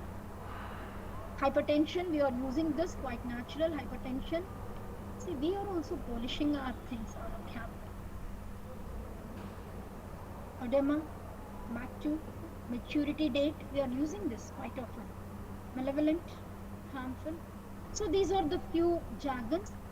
And the connectivity of this, we do have the foreign words. These are something very new to us and we are not used to them. As you may be aware, a large number of words in English have the base, or we have borrowed them from other languages. It may be Latin, Greek, French, as such. Many of these words have been fully absorbed in English. Nowadays, we observe that few words have been added in dictionary recently, ad hoc. Okay, so many words have been added in dictionary also, which was not earlier, because it depends on the usage. As we are getting from the other areas, as we have this globalization, as we have this movement, we get into the things and we get words from other areas. Yeah. So as far as possible, avoid using these foreign words and phrases and which are not in common use. Some things you can use. For example, we have like bona fide, we have modus operandi, like the medium, en route. Many of our students, they go with the WhatsApp status, en route. Okay, so these are the things we can use, but there are certain very weird things like magnum opus, lingua frame, ipso facto, mutatus mutandis, ultra vires. These are very, very new to us, and you are stuck up when you are using this sort of foreign words. Then the next important thing, we are with our articulation, we are with our words, we are with our cliches, jargons. Next comes the construction of sentences. This is the trickiest part, like we cannot go with more than 35 words in a sentence because the reader or the listener loses attention. We cannot grab that. Okay. To keep the attention of the audience focused on the meaning, construct very short and simple sentences. So I have given the text there. What finally they want to convey? You can look at the summarized sentence, how crisp, simple and short it is. That's what they want to convey. For that they have gone with a very lengthy sentence, a tricky, unneeded, unwanted information. So the final thing they want to convey is, this proposal was submitted a fortnight ago. It is yet to be examined by the director. So for that they have gone with many things. Can be summarized in 2 sentences. So you should be cautious when you are framing your sentences while you are delivering or at the time of your PowerPoint presentation also. Yeah. Then the next we have, in connection to this, the construction of sentences, we have the expressions preferred. Normally we are fascinated, I can say, or we wants to sound prolific. We are using lot of different expressions, but we have certain preferred expressions which makes everyone comfortable and everyone can understand this easily. For example, if you use an expression such as the one we have listed here, in quick succession, your presentation becomes monotonous. Just look at the things on the left pane of the slide. I would like to point out, I would like to draw your attention, I would like to add, I would like to repeat. These are something very dull and monotonous expressions. The other part which makes, we are changing that to keep your monotony at bay. Okay, away from that. So I can modify, I would like to point out, instead of that it can be used like it may be pointed out. So never go with monotonous things. I would like to point, I would like to gain the attention. No.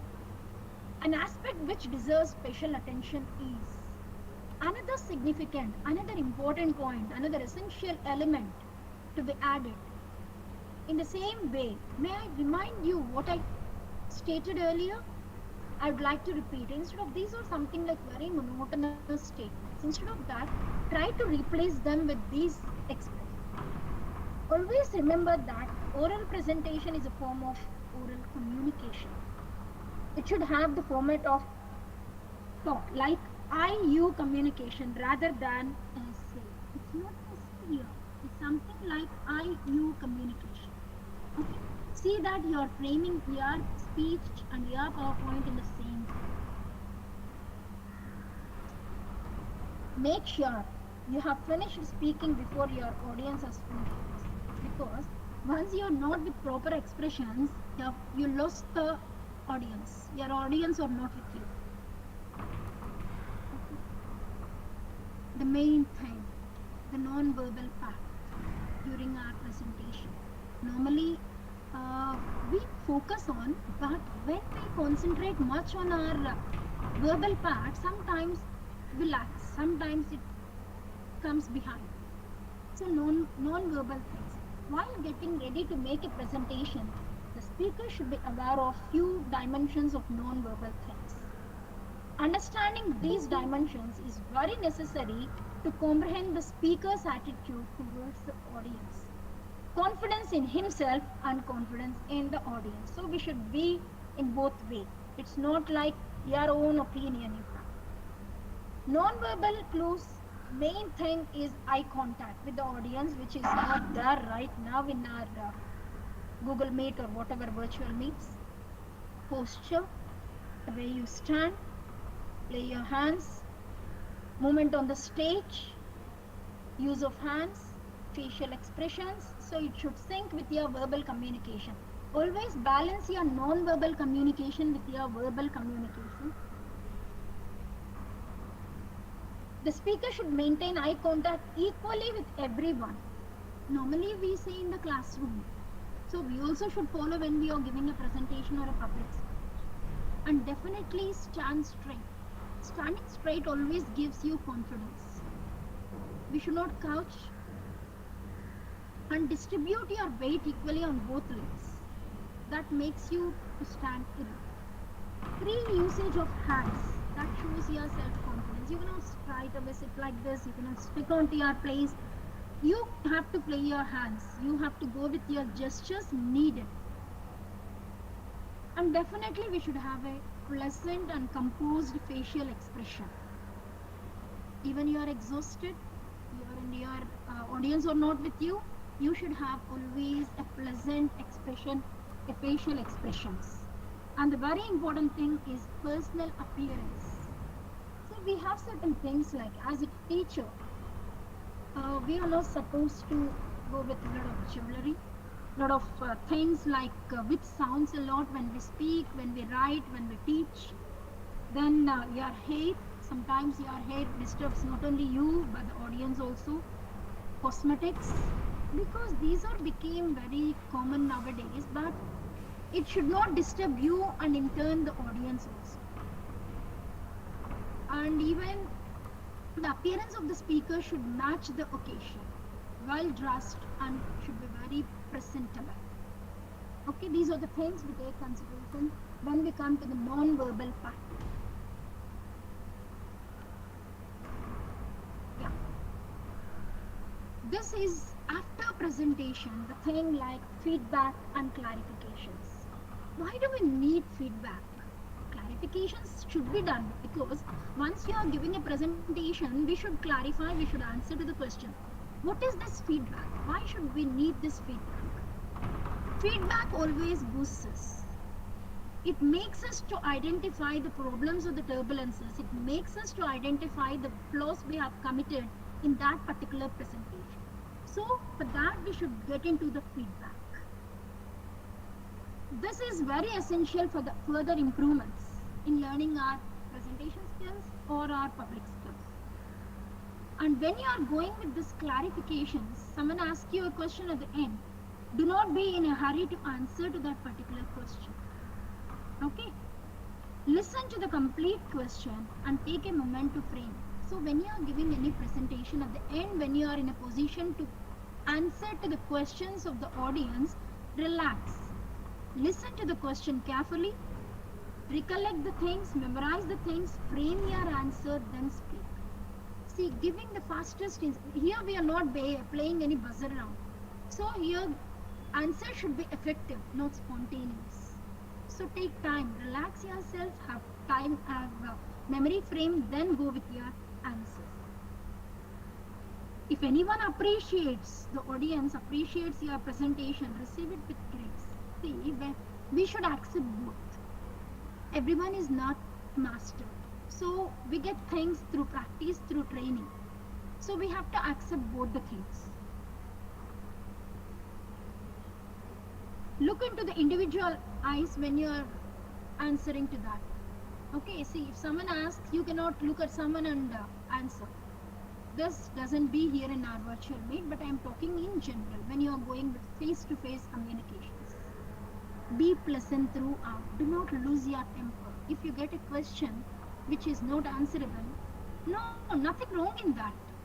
You say them like, let me know, let me explain you later. I'll get into the things. Okay, be pleasant throughout. Don't be panicked when you are with the question that makes you to stuck up with the things. If you are supposed to answer more than one question, definitely you carry a pen and a paper. Because in this virtual meetings, you have a lot of questions in the chat box. Definitely we have a person who gives us the prompts, but it's needed to carry a pen and paper to note down the questions and what the frame of that particular answer. So this is always there for any presentation, the feedback and the question round. To make the generalized things, we do have the do's and don'ts. Definitely, for every presentation, for every communication, for every speech, we have do's and don'ts. What to be done, what not to be. So keep it short and simple.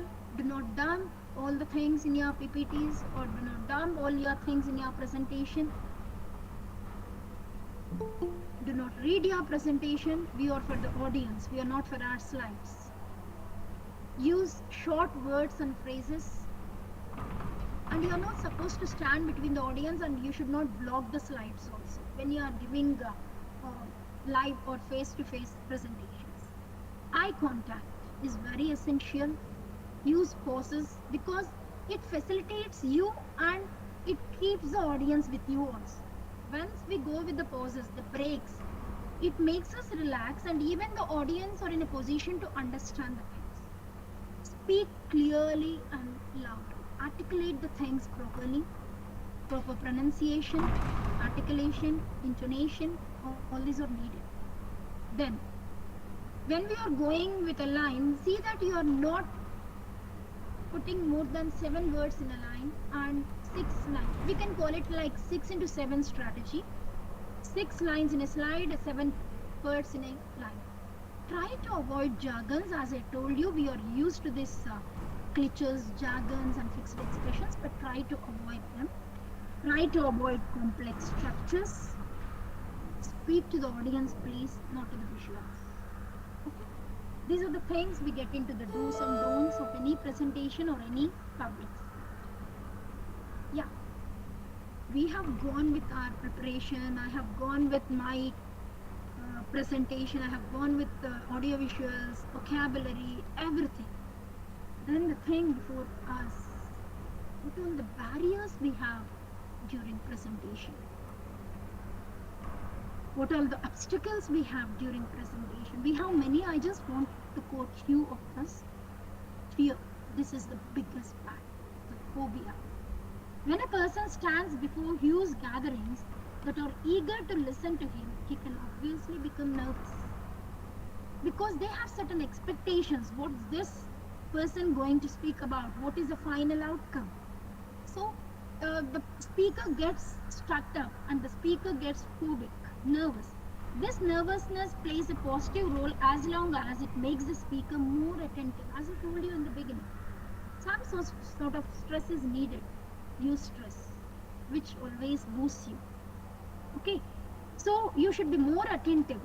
Until you are attentive, this stress is always a positive feeling.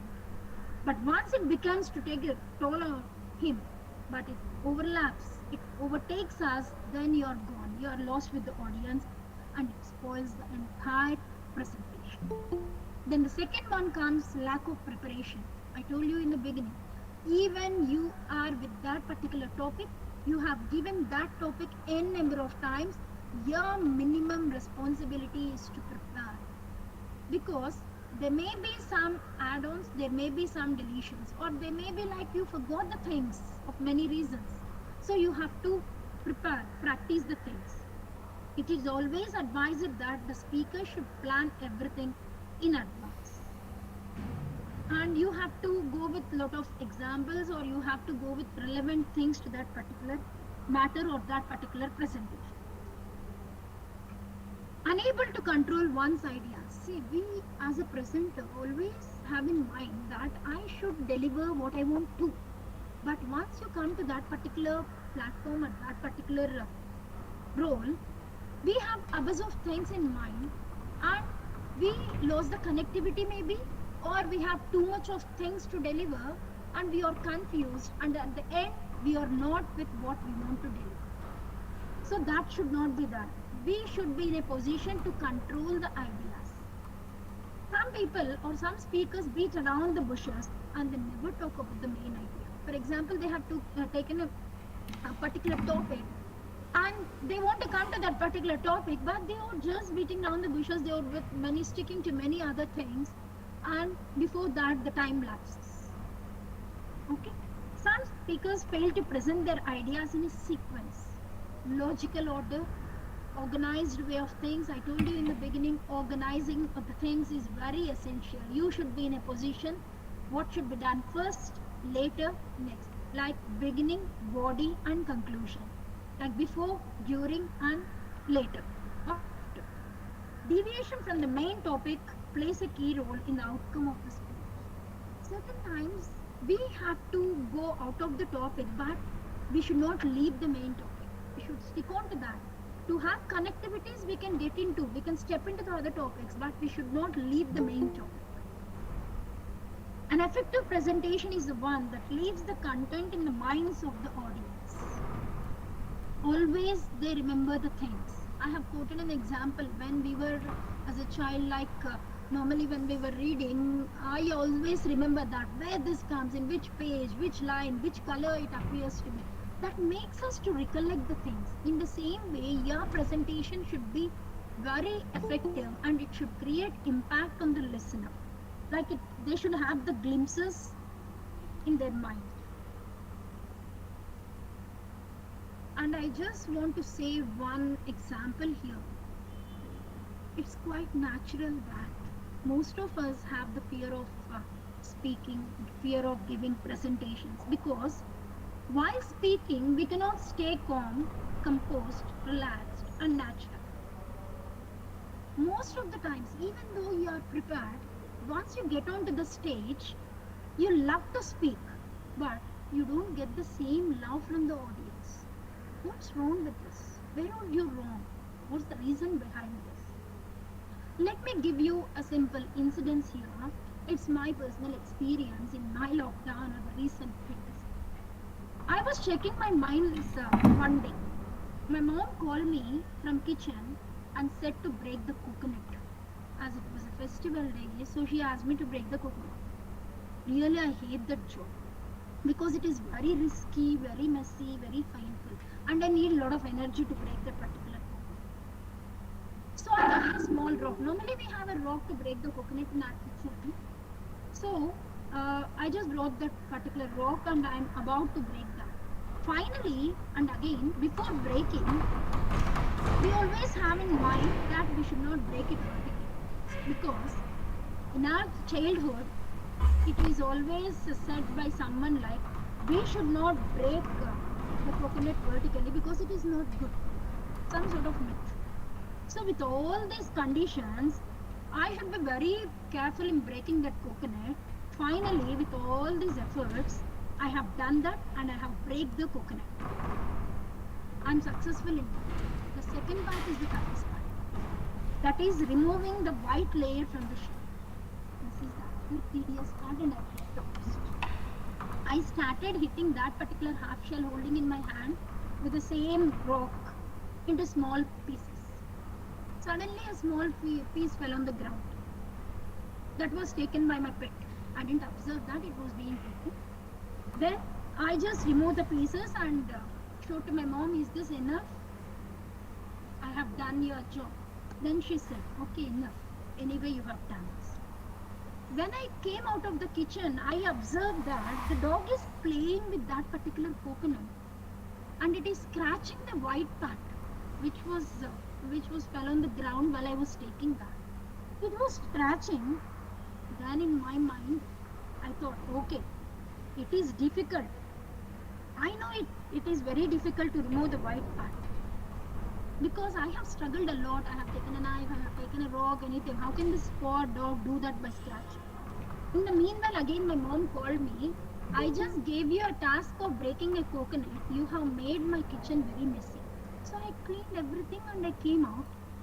When I observed my dog, it has cleaned that particular shell.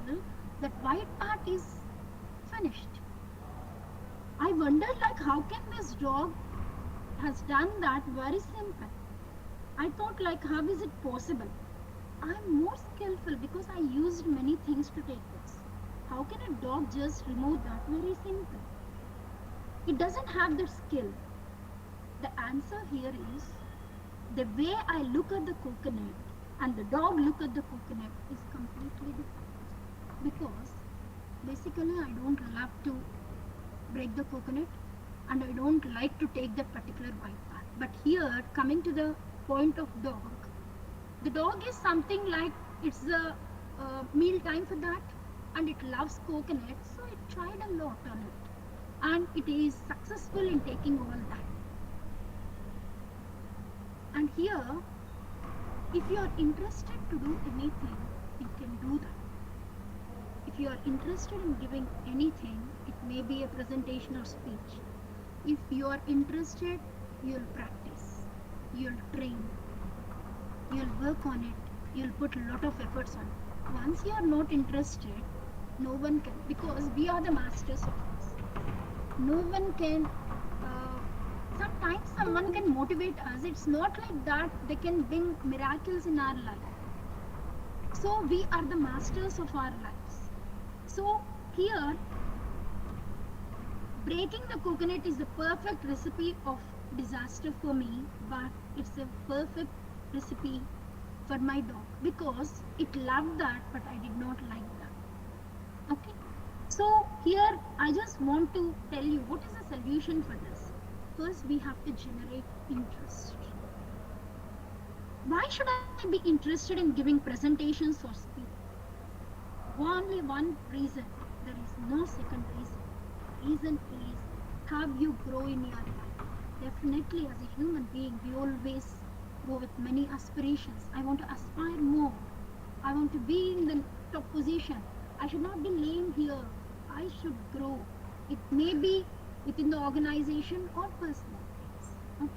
So even you are the most hardworking person in the office, but the moment you start sharing your learnings from the hard work, everyone appraises you. Okay. So here I just want to tell you, skills can be learned, can be trained, can be polished by practice. As usual, like a swimming cycle. If you know the techniques and methods, if you just practice and implement, everyone can do miracles. We know. Thank you.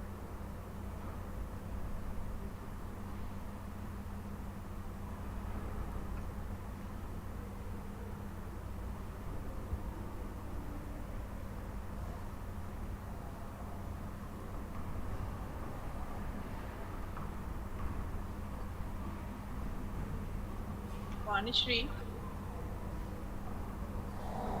Hello. One second, madam. Hello. Yeah, can I have a can I speak for 1 minute? Yeah, 1 second, madam.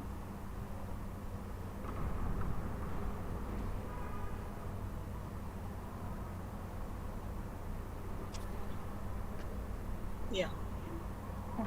Yes, ma'am. Lata, Dr. Lata Reddy. I'm Dr. Sunita Reddy and I work for an adjacent engineering college of yours. And congratulating you for handling the technical glitches because I felt it was a practical experience for all of us. It was so composed and I loved it. And it was an experience we learned many things. And as you said, there are no shortcuts and it's only through practice one can master. I would just like to add, if you read the autobiography of Mahatma Gandhi, he couldn't do it for the first time. He simply had to stand in front of the dais and come back up. And after a lot of practice, within no time, he could grab the attention of the audience. And we all know that. Okay, you have covered all the aspects so well, and it was a wonderful session. Congratulations. Thank you, ma'am. Thank you. Thank you so much for giving me this opportunity. Thank you, ma'am. Your session is wonderful, comprehensive, enlightening, and wonderful with nice lucidity. Thank you, ma'am, for sharing your profound knowledge and your experiences as live examples on the topic strategies of professional presentation. Excuse me, Manu, can I speak for a second? Hello, Dr. Lata and Dr. Usha. Yeah, ma'am. How are you, ma'am? Usha, ma'am. I'm fine, thank you. I can only say that your talk is well designed, debonair demonstration. Thank you. Thank you so much. It's wonderful. Very well planned out, very well done. Congratulations. Thank Maybe you. I should congratulate the conveners here for bringing in such good speakers. Definitely. Yeah, thank you. Thank you. I thank again Sunita ma'am and Vanishri for their meticulous Yeah. planning. Planning, Yeah. yes. Yeah, once again, congratulations. Thank you, ma'am. Thank you so much. You've asked not to use complicated words, but I just can't help it. Yeah, ma'am. Sometimes, ma'am. Sometimes. I know when I was using that, I always have you in mind, ma'am. It's very yeah.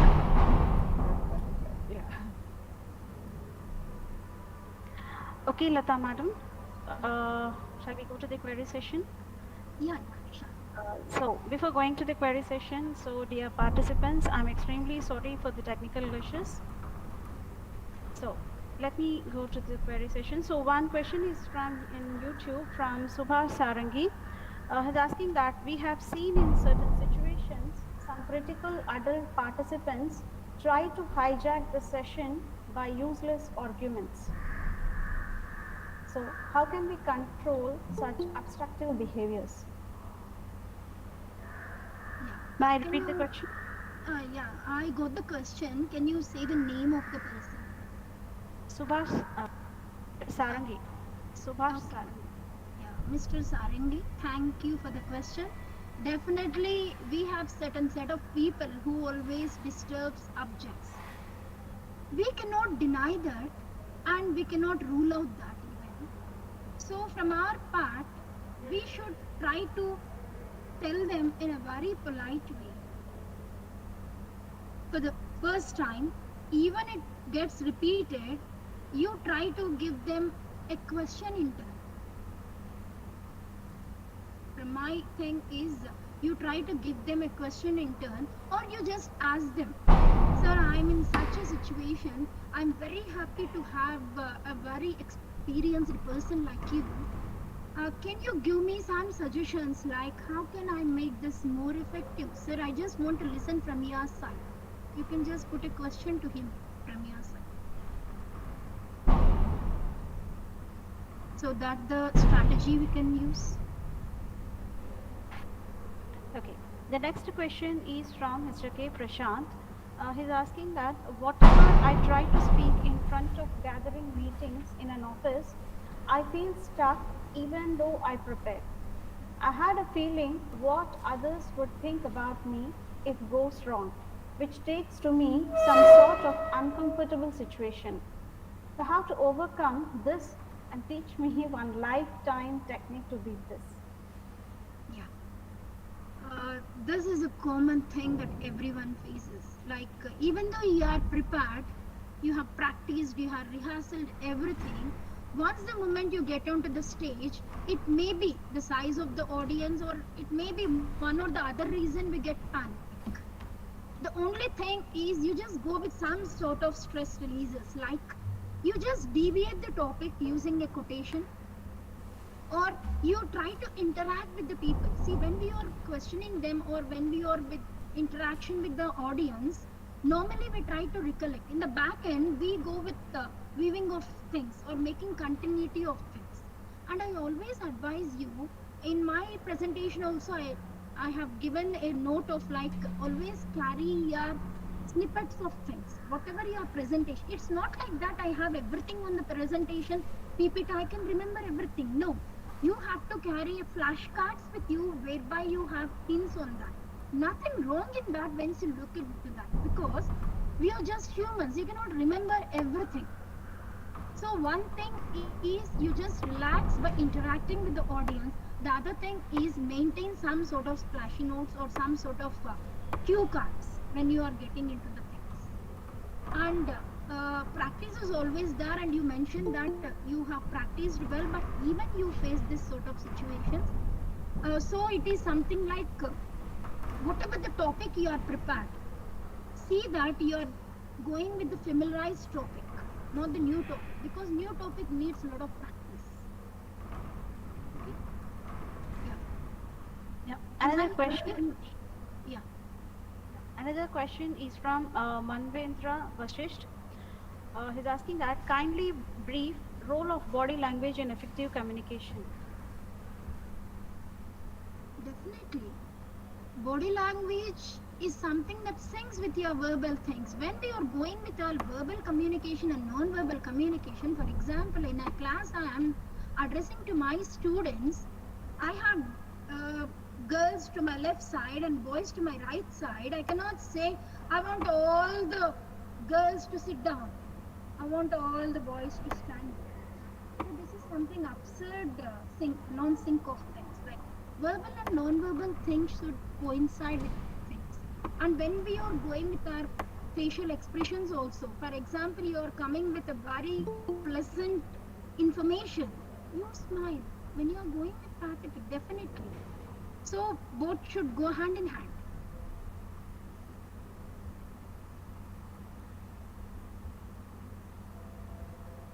Vanishri? Yeah. One Mr. Dr. Sitaling from Bijapur. Actually, he's praising your mentioned quote of Benjamin Franklin in your presentation as mind-blowing. Yeah, thank you. We have to learn this. As Sunita ma'am also said that even I quoted, like Mahatma Gandhi was not comfortable in the beginning of his right, and many of us doesn't know that Charlie Chaplin is also a narrator. We always see him as a comedian in the roles, but he is also a very good orator who inspired the people in the army once. Yeah.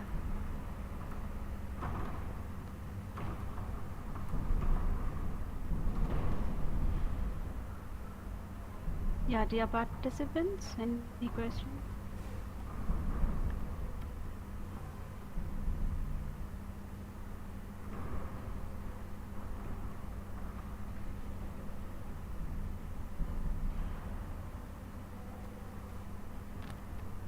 I think your presentation is very clear.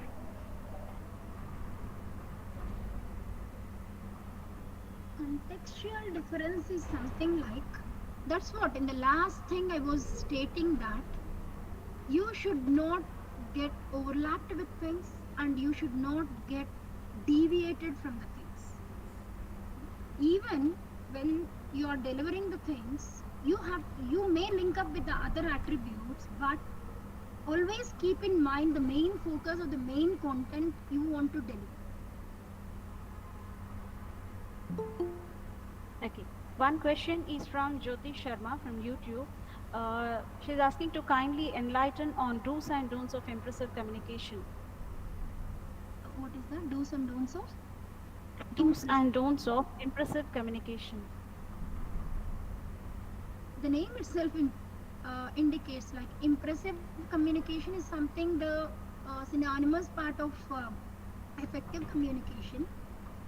Definitely, like if you want to make your presentation an impressive one, you see that you are going with a lot of relevant examples. See that if you are given a chance of choosing the topic, choose the topic that creates interest among the audience.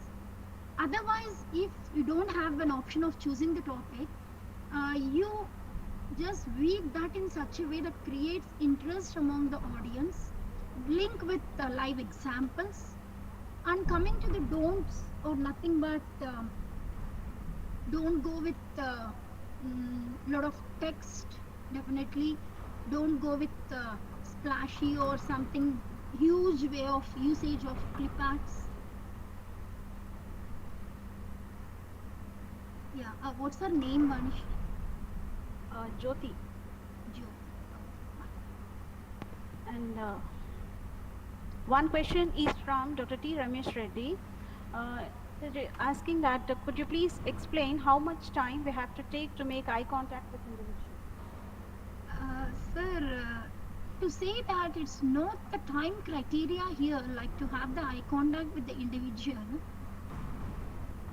It's like that, like for example, how can you say the time criteria? Because once we are giving the presentation, we are addressing 60 students in a class, we cannot put a criteria with the time, because I cannot put like 1 minute for this, 1 minute for this, 1 minute for this.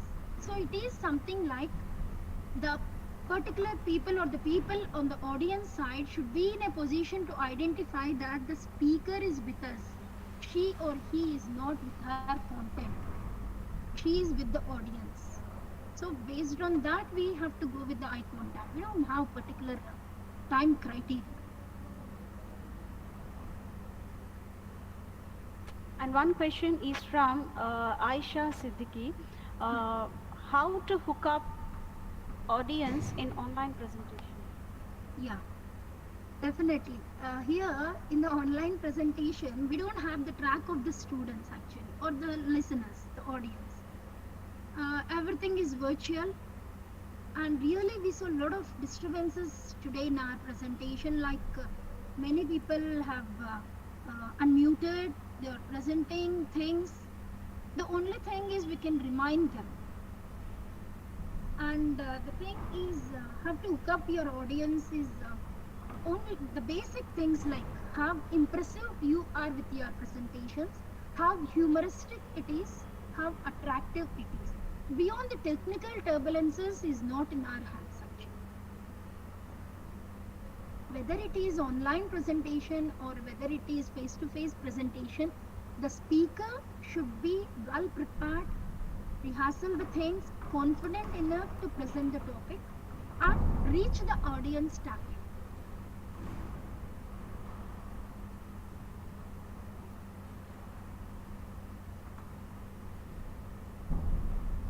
Yeah. Any questions from participants?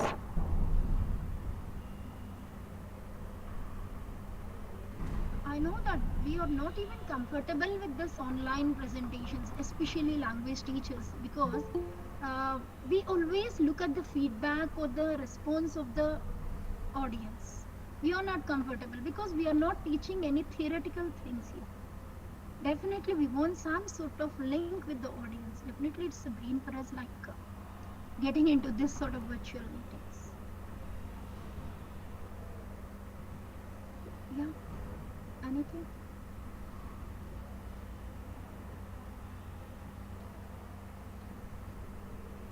Some One another question? question from the same person, Mr. K. Prashant. Understand when people speak to me in English, but whenever I try to give reply, there comes a difficult situation. Yeah. Is asking to suggest some tips. Yeah. See, when coming to English, as it is not a vernacular language, we are not comfortable with that because we are not used with this. Even though we have been studying, did our schooling in English medium, everything, but we are not comfortable because the vicinity, the surroundings is not comfortable. For example, if you take like the student doing his graduation or professional course in IT, IIT, the criteria is very different. Whereby they get the students from heterogeneous set of people, the only thing they use is to communicate only in English. Here, we have the vernacular language, so we are not comfortable.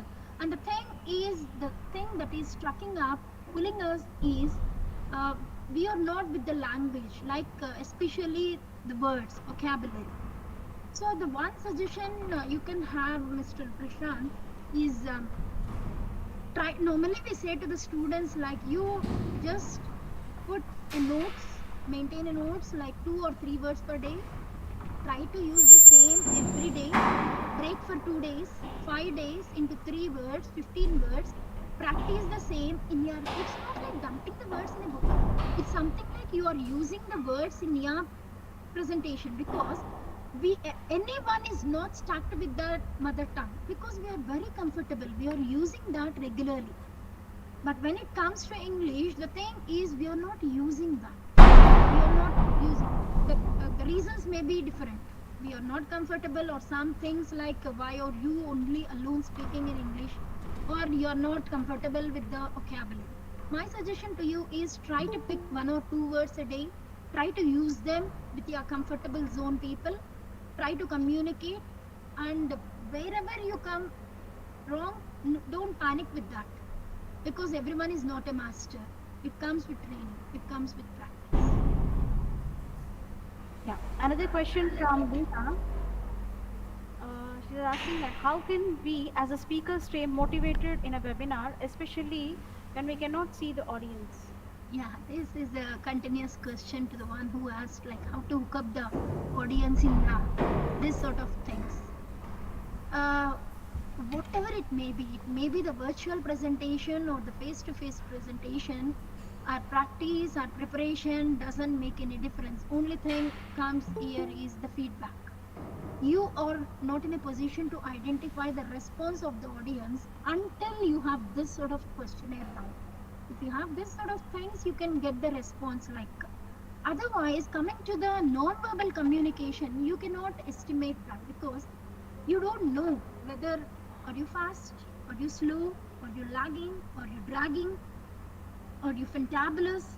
Okay, so the thing here is you have to, if it is a small crowd of people in an online conversation, we can have interaction in the form of activities. But gathering of 200, 250, we cannot. Even if we put an activity, it becomes messy here.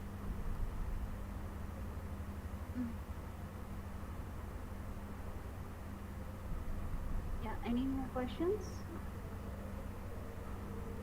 English films, yeah. And one question is from Baiju Krishnan. He's asking to help you that he's unable to pick up the slang. How to overcome this? Is unable to pick up the slang of what? Which maybe the accent. Yeah, accent of whom, where, I didn't get. English films. English films. Okay. Yeah, fine. I have that here. Am I unable to pick? Sir, only thing, Mr. Krishnan, it helps you is to go with the subtitles first because when we compare our British accent with the American accent, definitely it varies. So here, first you try to watch the films with the subtitles, whereby you get used to that. See, I just can say you an example. My cousin, as a son of 2 years, he doesn't know any language. He cannot speak even Telugu, but he can understand everything, even it is an English movie, because it is something they are tuned from the beginning. These, whatever it is, like if we people are not tuned in such a way to speak English from the beginning.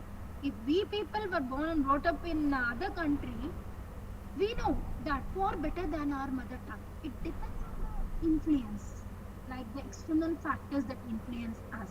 So the best suggestion for you is in the beginning try to go with some sort of subtitles. Then you can just get rid of that, whereby you follow the accent, slang, everything. Then you get used to that movies. Definitely, watching English movies helps you a lot in the beginning. Things like if you have the subtitles. The children are watching the movies without subtitles nowadays. They are far better. Yeah. Yes. The next question is from Jyoti. How could we synchronize the elocutionary and perlocutionary process to avoid ambiguity in the professional communication?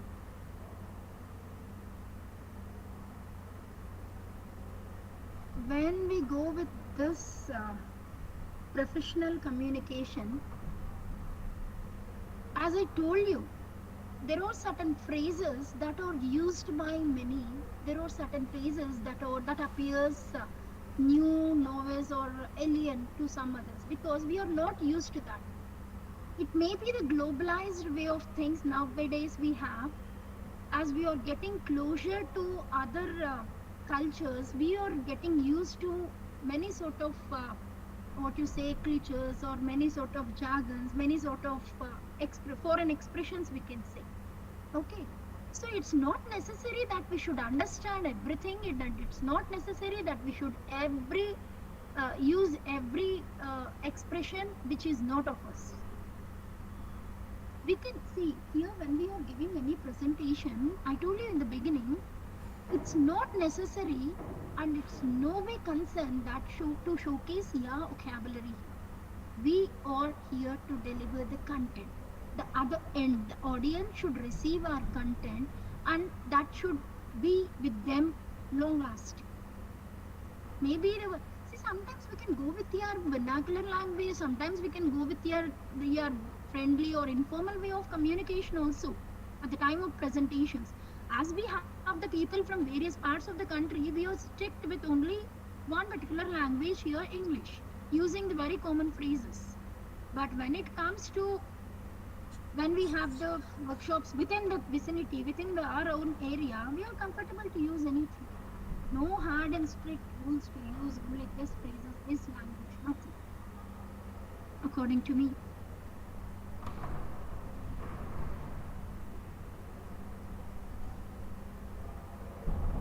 The next question is from Mr. Venkatramana Gupta Jalmivata, who's asking that how to develop thinking in English without using MT. Empty. Yes, he mentioned only that one. Yeah, even I can see in the chat box. Sir, Mr. Venkatramana Gupta, what do you mean by this MT? Because it's an abbreviated, like, because according to me, MT is master trainer because I trained in it. I don't know what that could be. Mother tongue. Oh, fine. Thank you. How to develop thinking in English without using mother tongue. That's what I just quoted earlier, two questions before, like,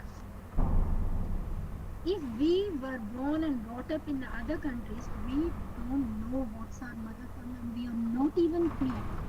The thing here with us is we are very fluent with our mother tongue and we try to translate everything, even it may be English or other language, which we are not used with our mother tongue. Okay, there comes the problem. So you do not have the glimpse of your mother tongue in mind. I told to Mr. Prashant also, like, try to note down the words, try to use them, identify the meanings, know the meanings, try to use them in your language. Never link with it. I don't think that this mother tongue has something to do with this. But we always have in subconscious mind that our mother tongue helps us to translate or convert something, but nothing it has to do. It always deviates us. It always, disturbs us. Never we get the clarity. See, a child of 2-3 years with his father and mother in other countries, without knowing, without getting into school, without knowing language, not familiar with mother tongue, very good at speaking English, very perfect way of pronunciation, perfect way of their own accent, like it may be British accent or American accent.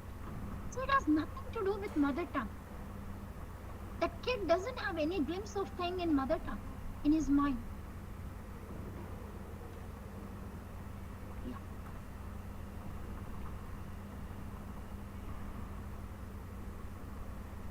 Is Vanishri?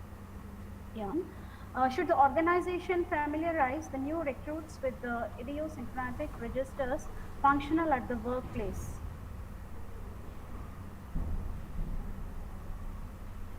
Repeat the thing. Should the organization familiarize the new recruits with the idiosyncratic registers functional at the workplace? It depends on the environment of that particular organization. It depends on the area they are dealing with. If it is something the service organization, it is something the medical element they are dealing with, it depends on that.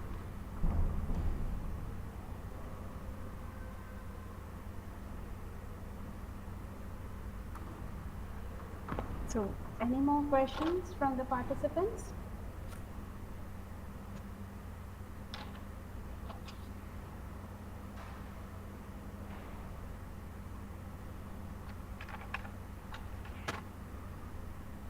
Okay, Lata madam, shall we end the session? Yeah, thank you, Vanishri. Thank you a lot for your, what you say, like, I cannot use any word for your support from your end in all aspects to my presentation, sharing things. Thank you so much. I thank all the organizers, conveners, coordinators, everyone. Thank you, madam. I'm sure that today's session have helped all to build our confidence, and we can communicate clearly and effectively and organize an informative presentation also in an effective manner. So thank you, ma'am. I also extend my heartfelt thanks to our today's guest, Dr. B. Usha, for Sunita Reddy, Professor and HOD of SV Engineering College, Tirupati. And I'm very thankful to all the participants for their active participation. Before I end today's session, one announcement to all the participants that tomorrow we are going to have a session on the topic tangible transmissions, that is non-verbal communication at workplace, by Dr. Vinod Mishra, Professor, Department of Humanities and Sciences, IIT Roorkee. And dear participants, please fill the feedback link which is posted in the chat box, and it will be active up to 5 p.m.